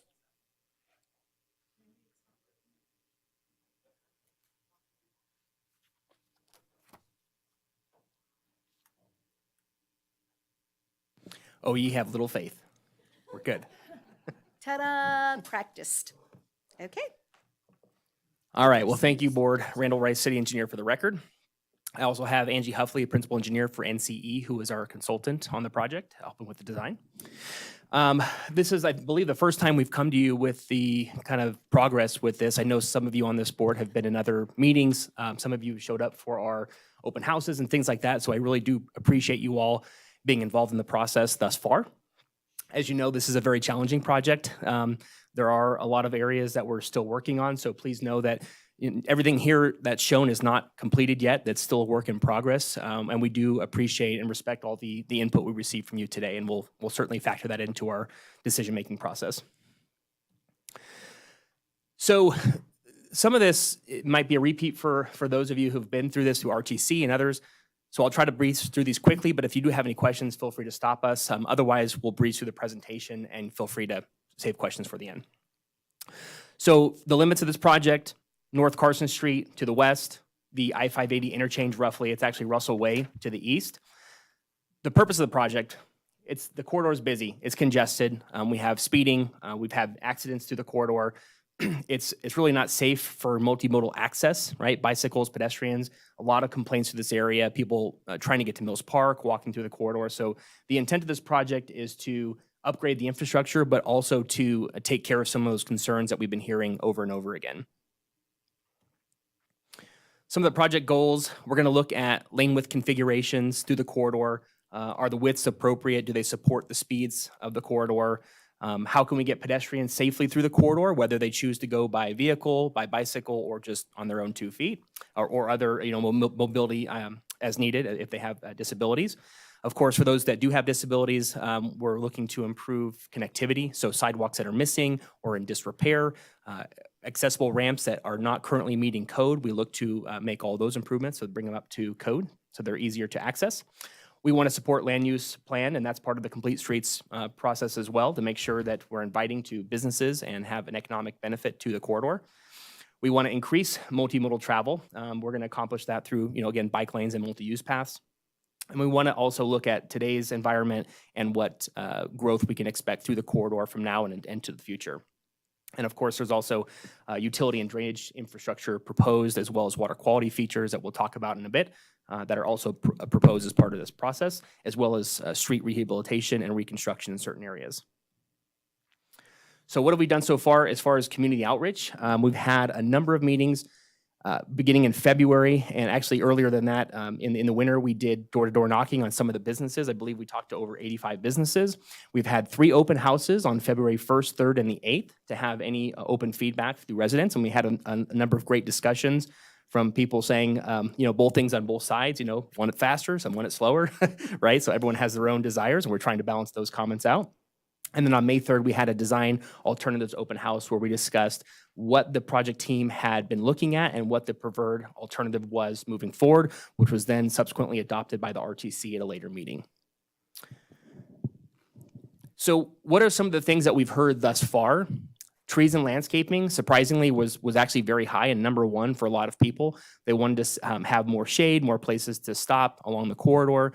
Obviously, those are proposed with this project.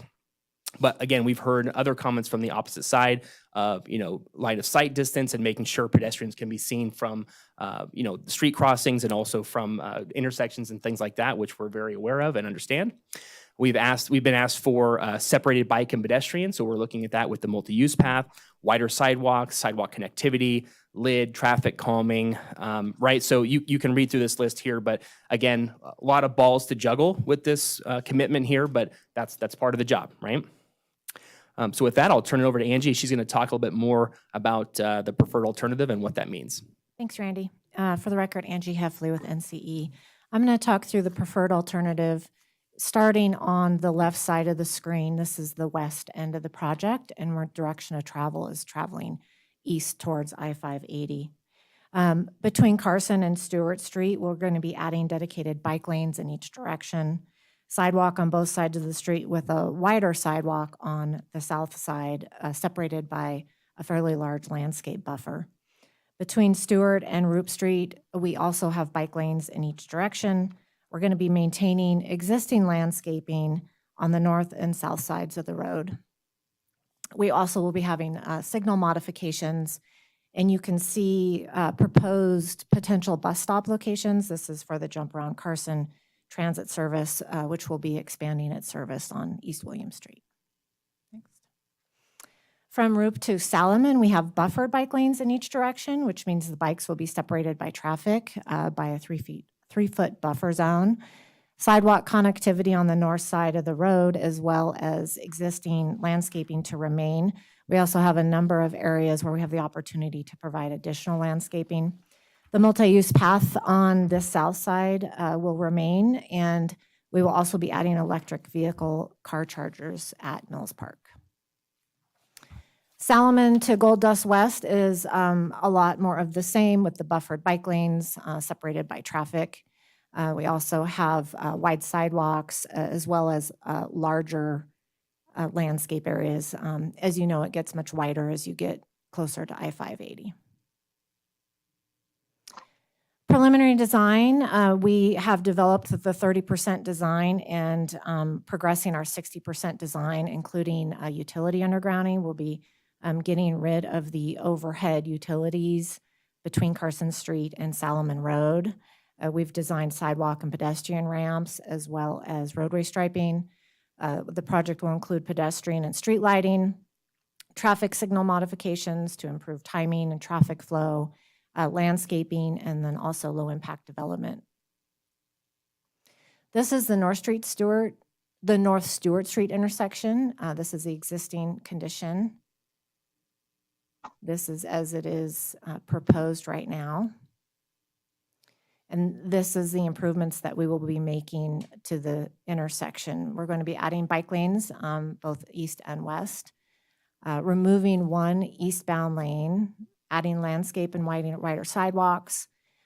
Heading north on Stewart Street, we'll be removing one southbound lane, adding a dedicated right turn lane.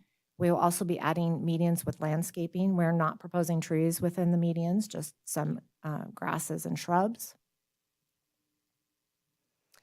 At the State Street intersection, this is the existing condition.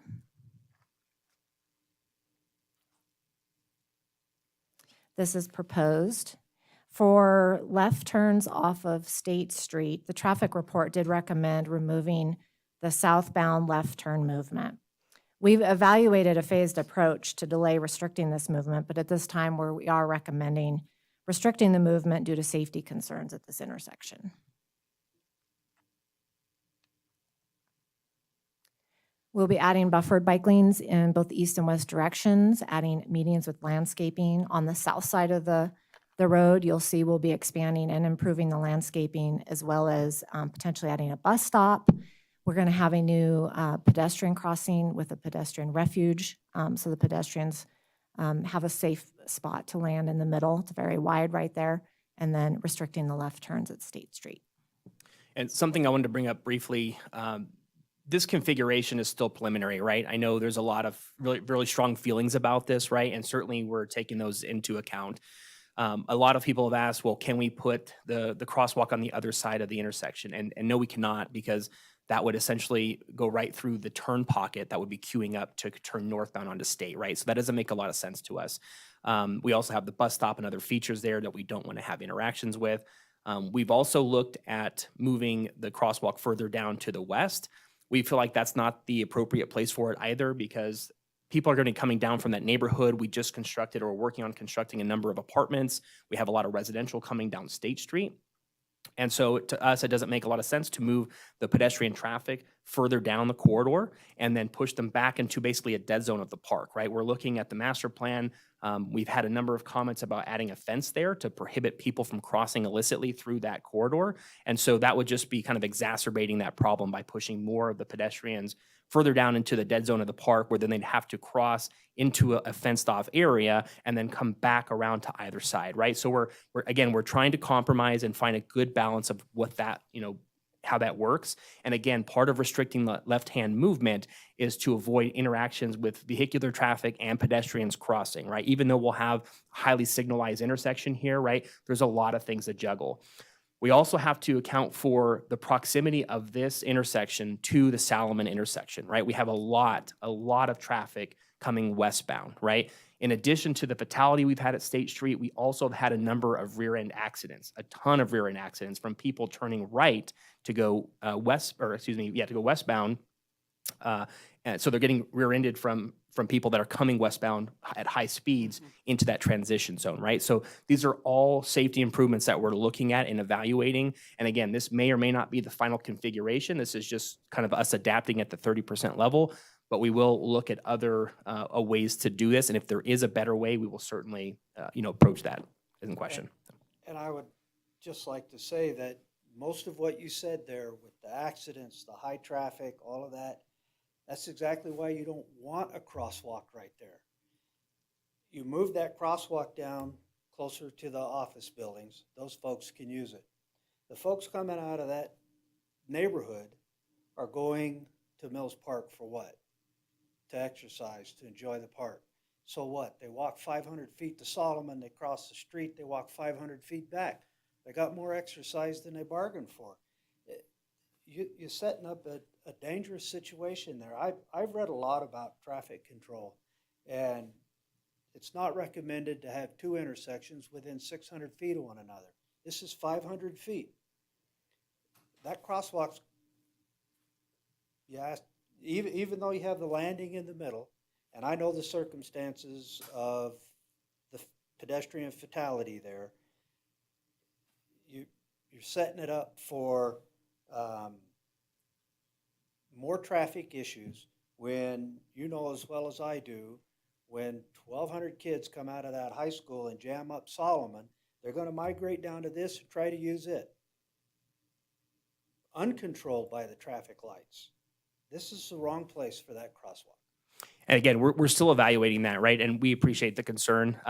And reminder, this will have an RRFB. So if this is the proposed location, it will be highly signalized, right? So give us a chance to work through those comments. And again, we're not disagreeing or you know, at this point, we just, this is kind of what's been recommended thus far. And in particular, with the pedestrian controlled light, where the traffic has to stop, you see how that works in front of the Fox Brew Pub.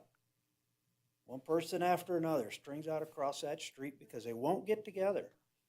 You're creating a mess by putting it there. Well, Can I make a comment? you've got that's a long stretch. You might want to consider putting another signal light somewhere in there. That would be my recommendation. Slow that traffic down, because you're right and he's right. I think we have looked at that. Unfortunately, because of the distance between Solomon and Roop, Right. it doesn't justify the length for a third right. signal. Yeah. I think it's a tough situation, and I'm trying to, like you said, we have a lot of traffic coming through there, and I think State Street is an issue, and I think that Mr. White is correct, that when you put them so close together, what I want to do is make sure that the road is supposed to be for everyone, which includes the pedestrians, but it should not be at the exclusion of the traffic movement, right? You're trying to achieve it all. I want the bicycles to use it, the pedestrians to use it, but I also need traffic flow. That is a short distance to be hitting another light. And so for me, what I look at is College Parkway, right?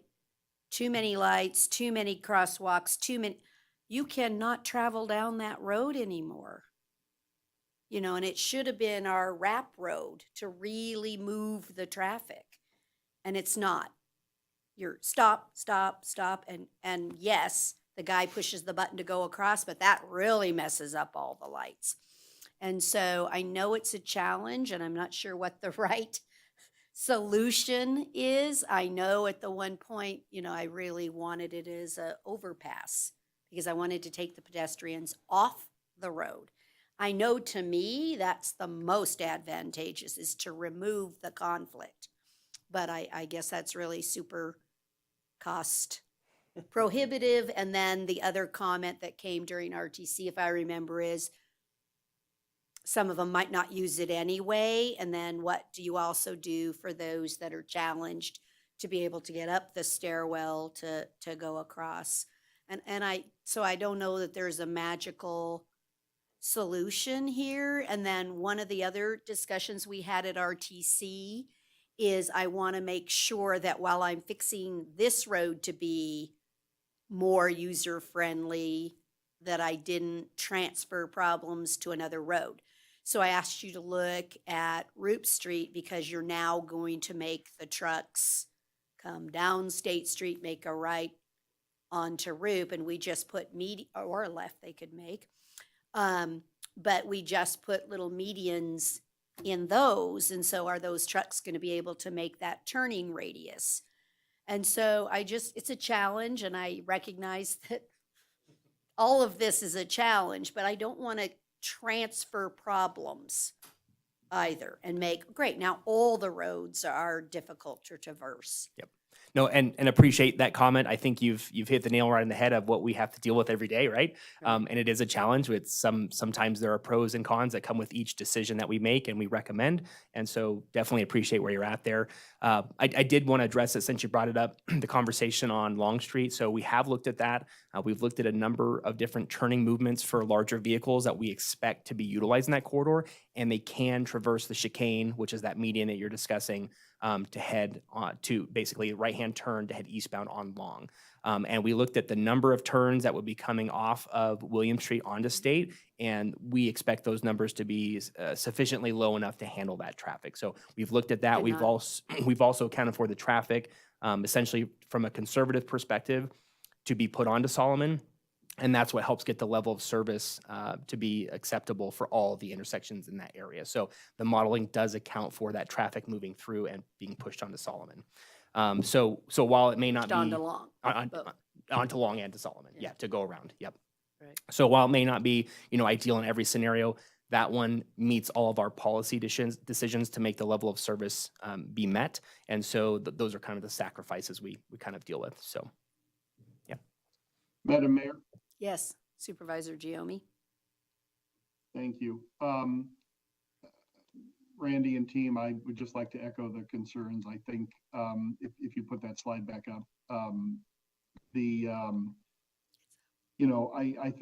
I think moving a little further west, if you can find a way to do that, is better. Personally, the other concern I have that I haven't heard expressed here is that this configuration directs people into Mills Park at a spot where there really isn't access to Mills Park. You've got the train tracks right there, where the Mills Park Railroad comes through, and if we're going to push pedestrians to a crosswalk that leads to our biggest improved park, we're putting them at a spot where they can't even get into the park, or where there might be a safety issue relative to that train. So I think that's one other thing to consider. Wherever that crosswalk is, in my opinion, there needs to be a safe access into Mills Park.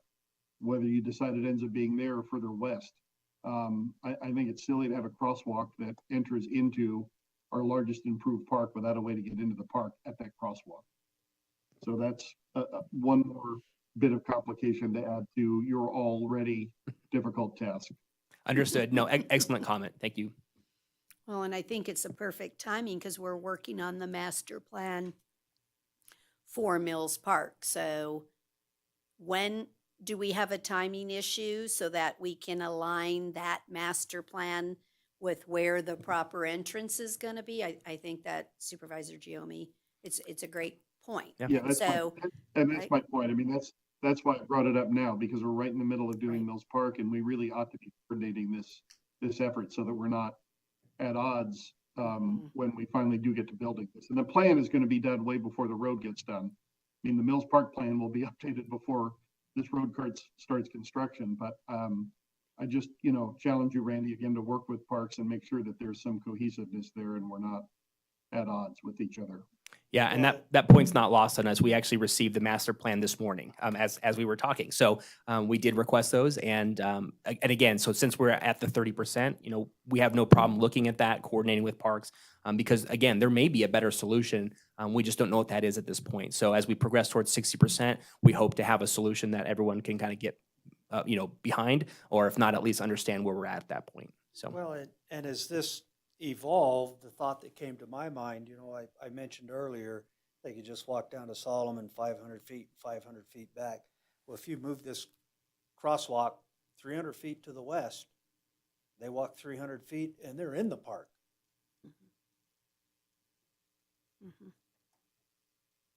okay, very good. Maybe you do a big dig like you do between London and the mainland. We'll go underground. We thought about that. Awesome. Okay, we'll keep going. Thank you, though. okay, thank you. And then you already on the record stated that, again, we're not putting trees in the median to block sides. If we're doing any trees, they'll be on the exterior sides of the road, I guess is a good way to say it. Okay. Correct. Just wanted to make sure that we got that from RTC. So we're going to continue on to the rest of the presentation. This is Salomon intersection.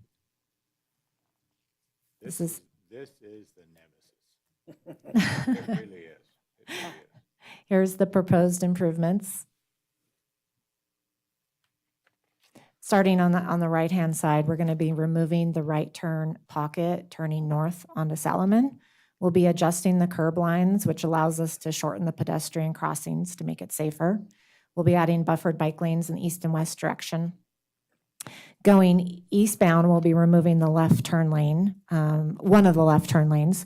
There's currently 2 there now, to turn north on Salomon. We'll be adding directional pedestrian ramps, performing signal timing modifications, increasing the pedestrian storage at the ped ramp, so know that there's a lot of pedestrian traffic in this location.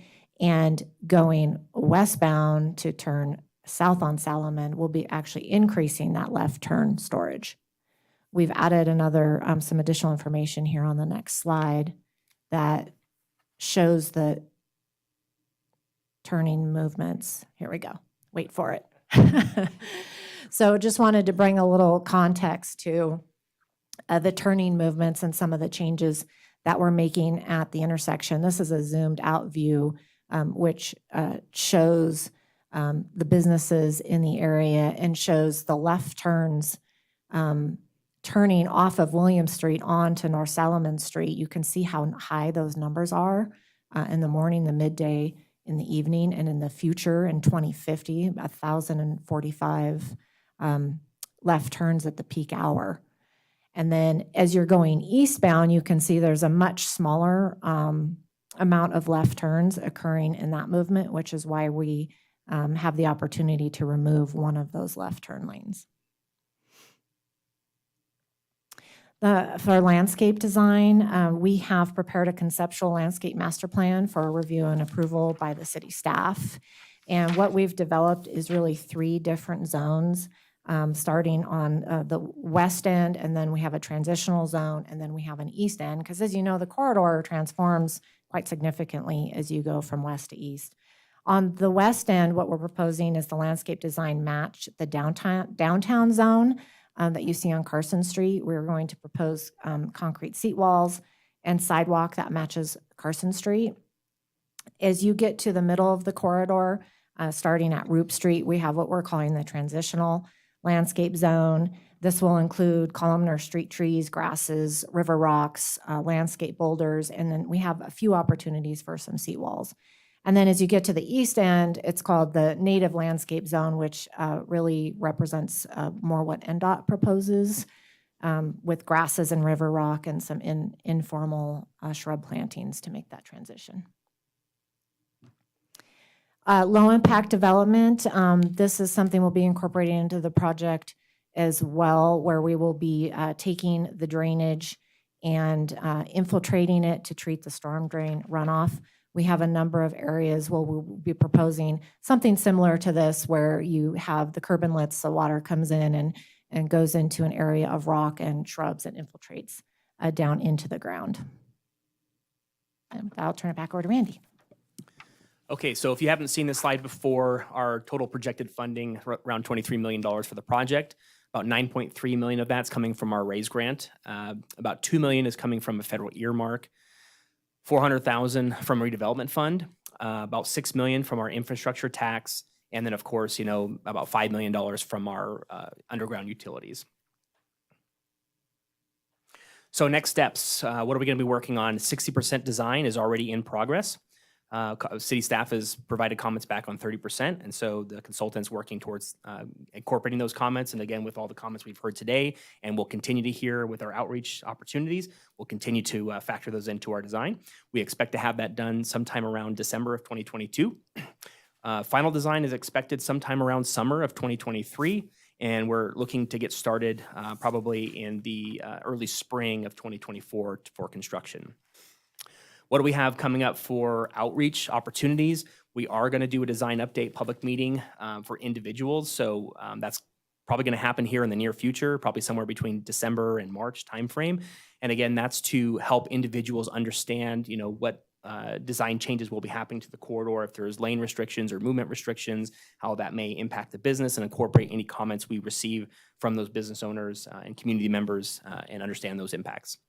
And then in the winter of 2023, right before the design is finished, we'll have what's called the Construction Impacts Workshop meeting.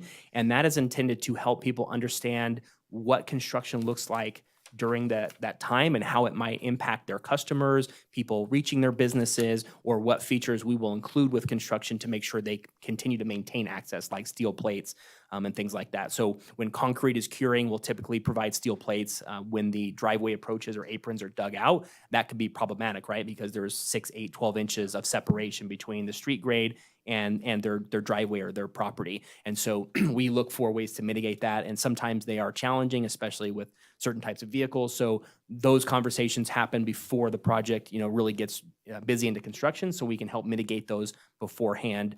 If there's any hours restrictions, hey, my business is a daycare and I really have high traffic volume at these times, that's when those conversations happen. And then, of course, we'll be presenting back to this board, the RTC and the RAC, probably at 60, 90% stages, similar to those dates that we talked about. So probably early next year, we'll have those 60% conversations. Communication, we can always receive communication at all times for the project. If you go to carsonproud.com, there's plenty of information and updates of things that we've been working on. We try to post any recorded meetings or progress throughout the design. You can also text Carson Proud to the number listed here, 775-522-5722, and that will set you up for alerts. So if you want to know when the website is updated, you'll just get a simple text alert saying, hey, something's happened to the website. Please go to carsonproud.com, and you can read all about the latest events that have been posted on the website. Darren Anderson, who is our project manager for that, who couldn't be here today, that is his contact information. So you can always call him directly or email him if you have any specific questions about the project. We'll be happy to meet with you and talk to you about it. And with that, I think we'll take any additional questions. Okay, is there any public comment on this item? Supervisor Giomi?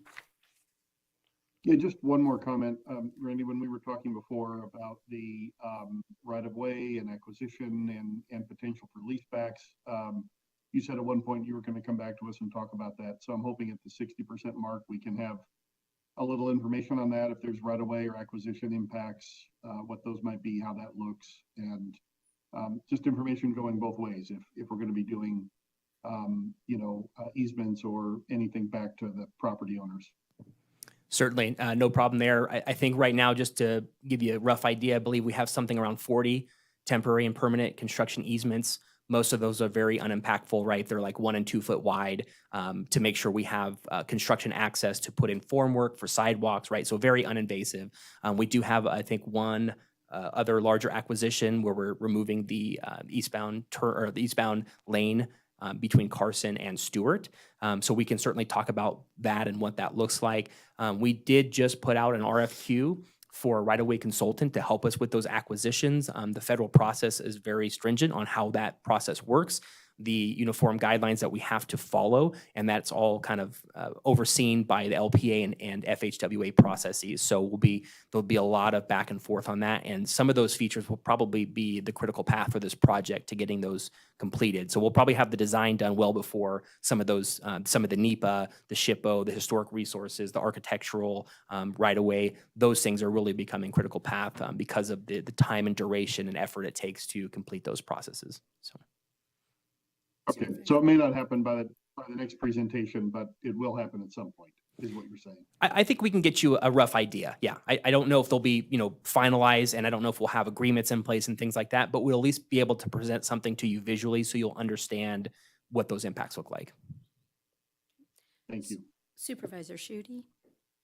Thank you so much for the presentation and for all the work. And I know there's always so many different perspectives and uses and needs, but I think that's the beauty of this project, the whole complete street and multimodal spirit, because transportation isn't just about cars. It also is about those folks who use buses or who choose to walk or ride their bikes or electric wheelchairs, all of that. And so I appreciate the effort to be mindful of all transportation forms. And so when we talk about crosswalks and we talk about turn lanes, I would just ask that people who are sharing ideas and putting it in online to really think not only of our own needs, but also the needs of our neighbors, and also the benefits of traffic calming measures. So thanks. Supervisor White? Just a short revisit to the Solomon intersection. What did you come up with to prevent left turns out of the U-Haul dealership there to head east? Nothing. Remember we talked about signage or curbing or something there to, there's an awful lot of left turns out of that driveway that really shouldn't happen. So these are the very difficult discussions that we have to have. If we could have those discussions with the business owner and they were open to removing those aprons, we would certainly like, from an access management standpoint, to eliminate as many of those conflicting movements as we can. Because of the sort of, I guess the term I'll use is a grandfathered state that they're in, do we like them? No. But are we going to strong arm a business into saying, hey, this is your access and we're going to remove it no matter what?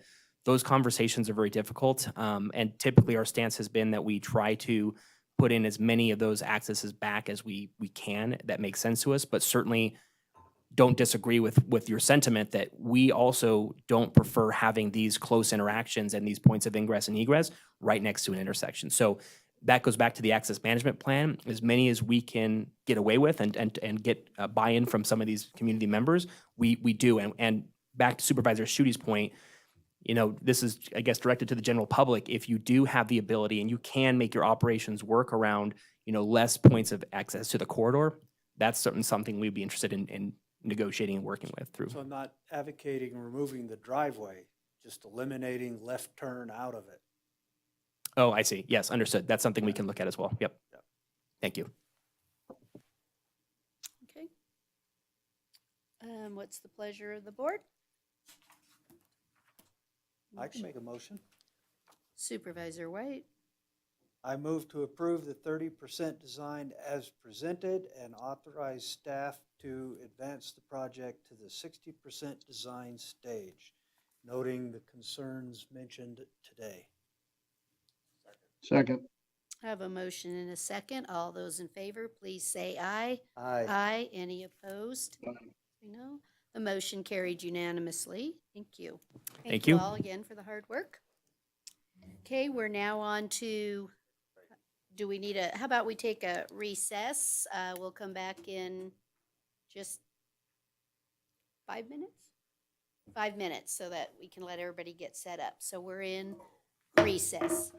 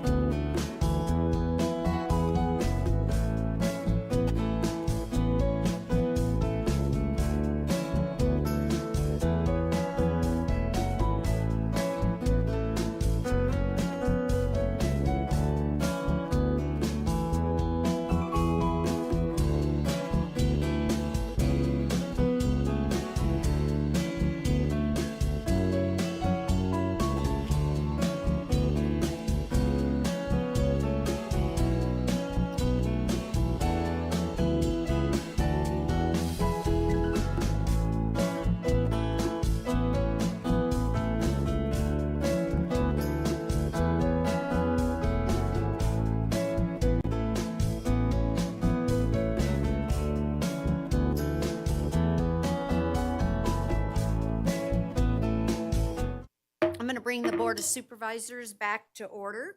We're now on agenda item 19, which is our non-action items. Ms. Paulson, our city manager, will you take us through your item? All right, so just some upcoming events that are happening. This Saturday starts early voting, and that goes through November 4th. And then November 8th will be the general election. The in-person polling place is right here at the Carson City Community Center. And the next thing we have that's actually in the middle of early voting is on October 27th, we're going to have Bonanza. And this is from 4 to 7 at Mills Park. And I've heard that there are over 70 booths so far. So I think that's a great place to trick or treat for the kids.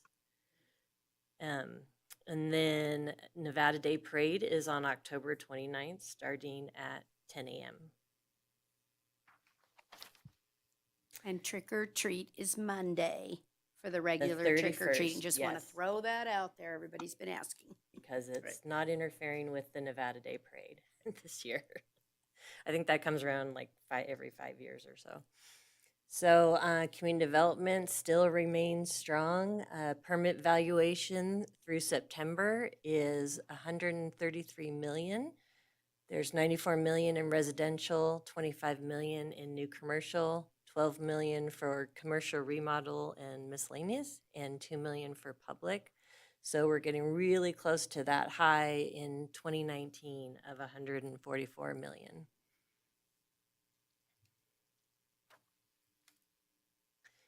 And then for residential permits that have been issued through September, there's 333, 109 single-family detached, 48 single-family attached, and then 176 multifamily. So we're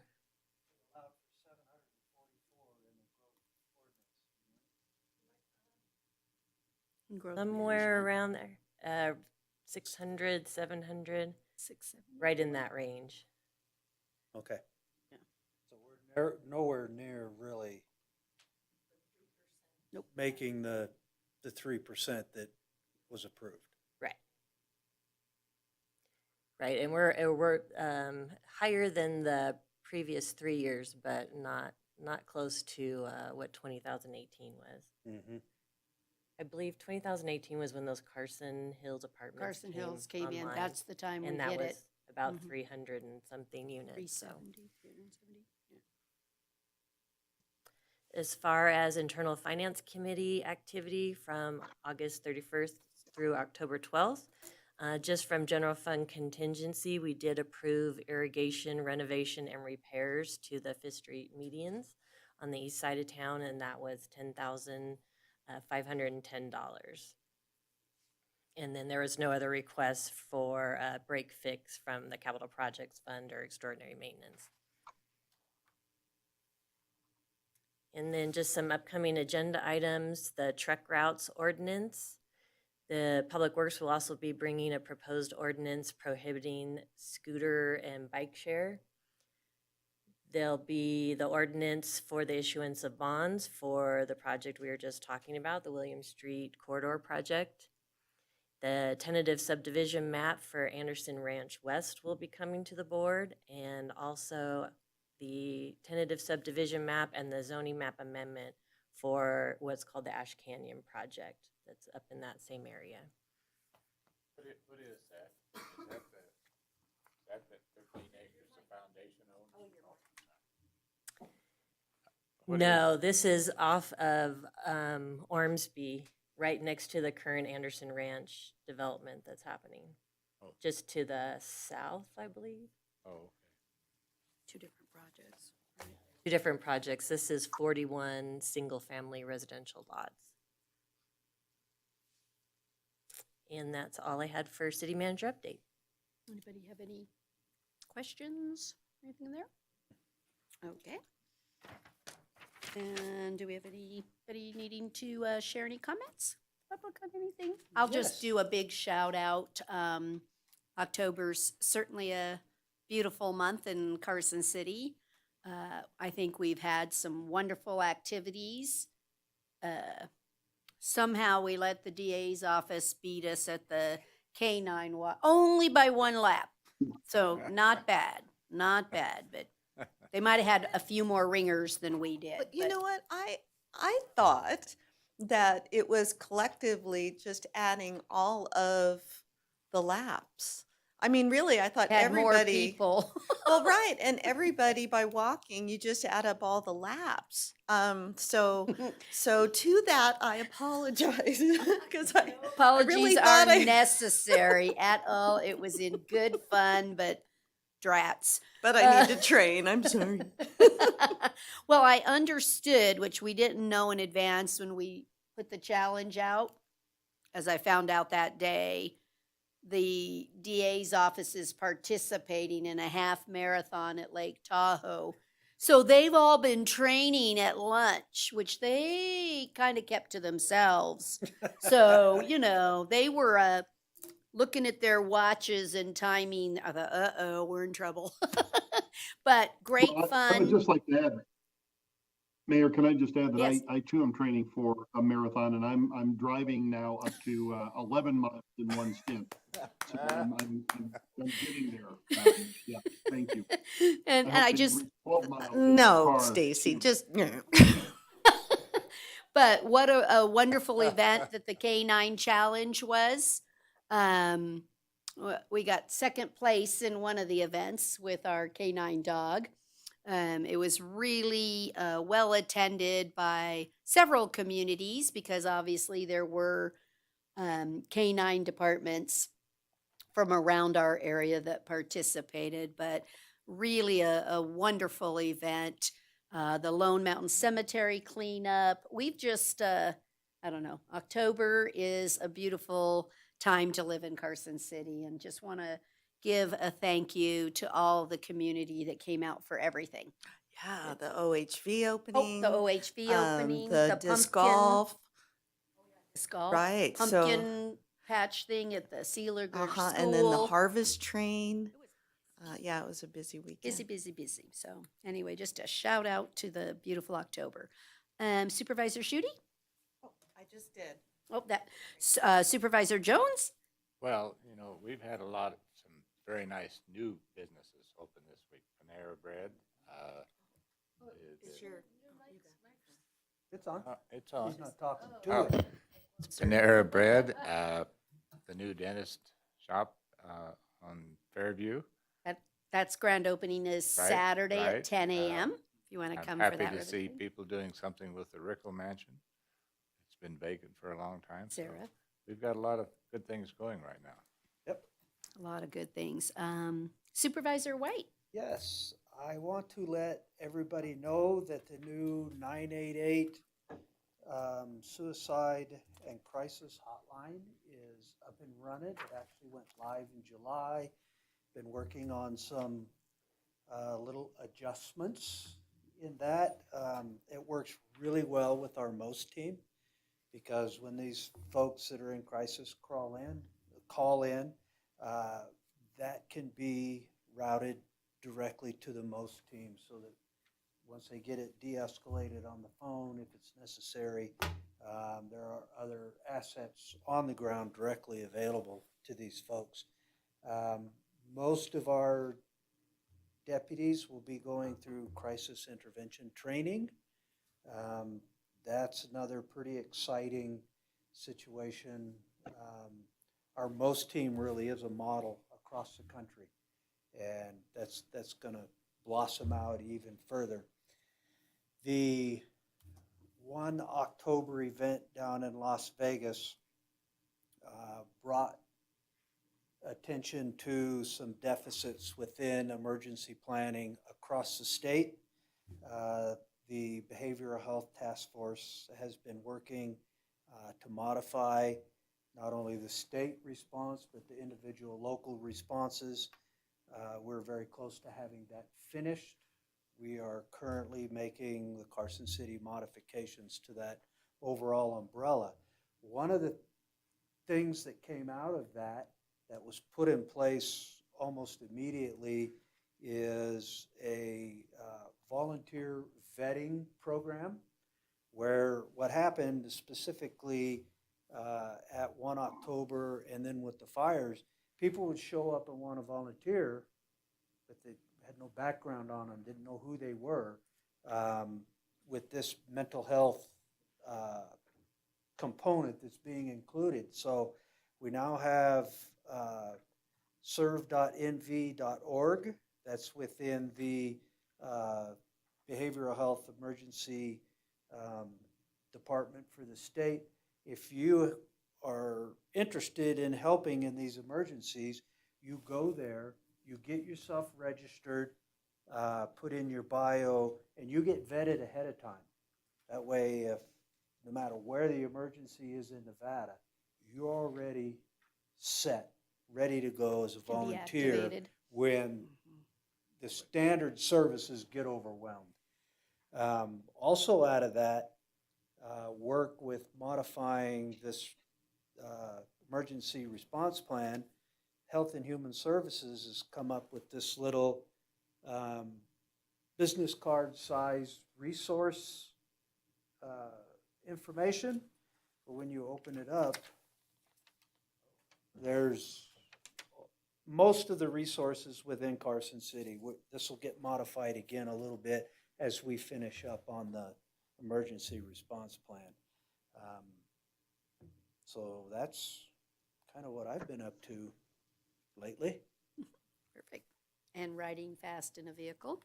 Very fast. Okay.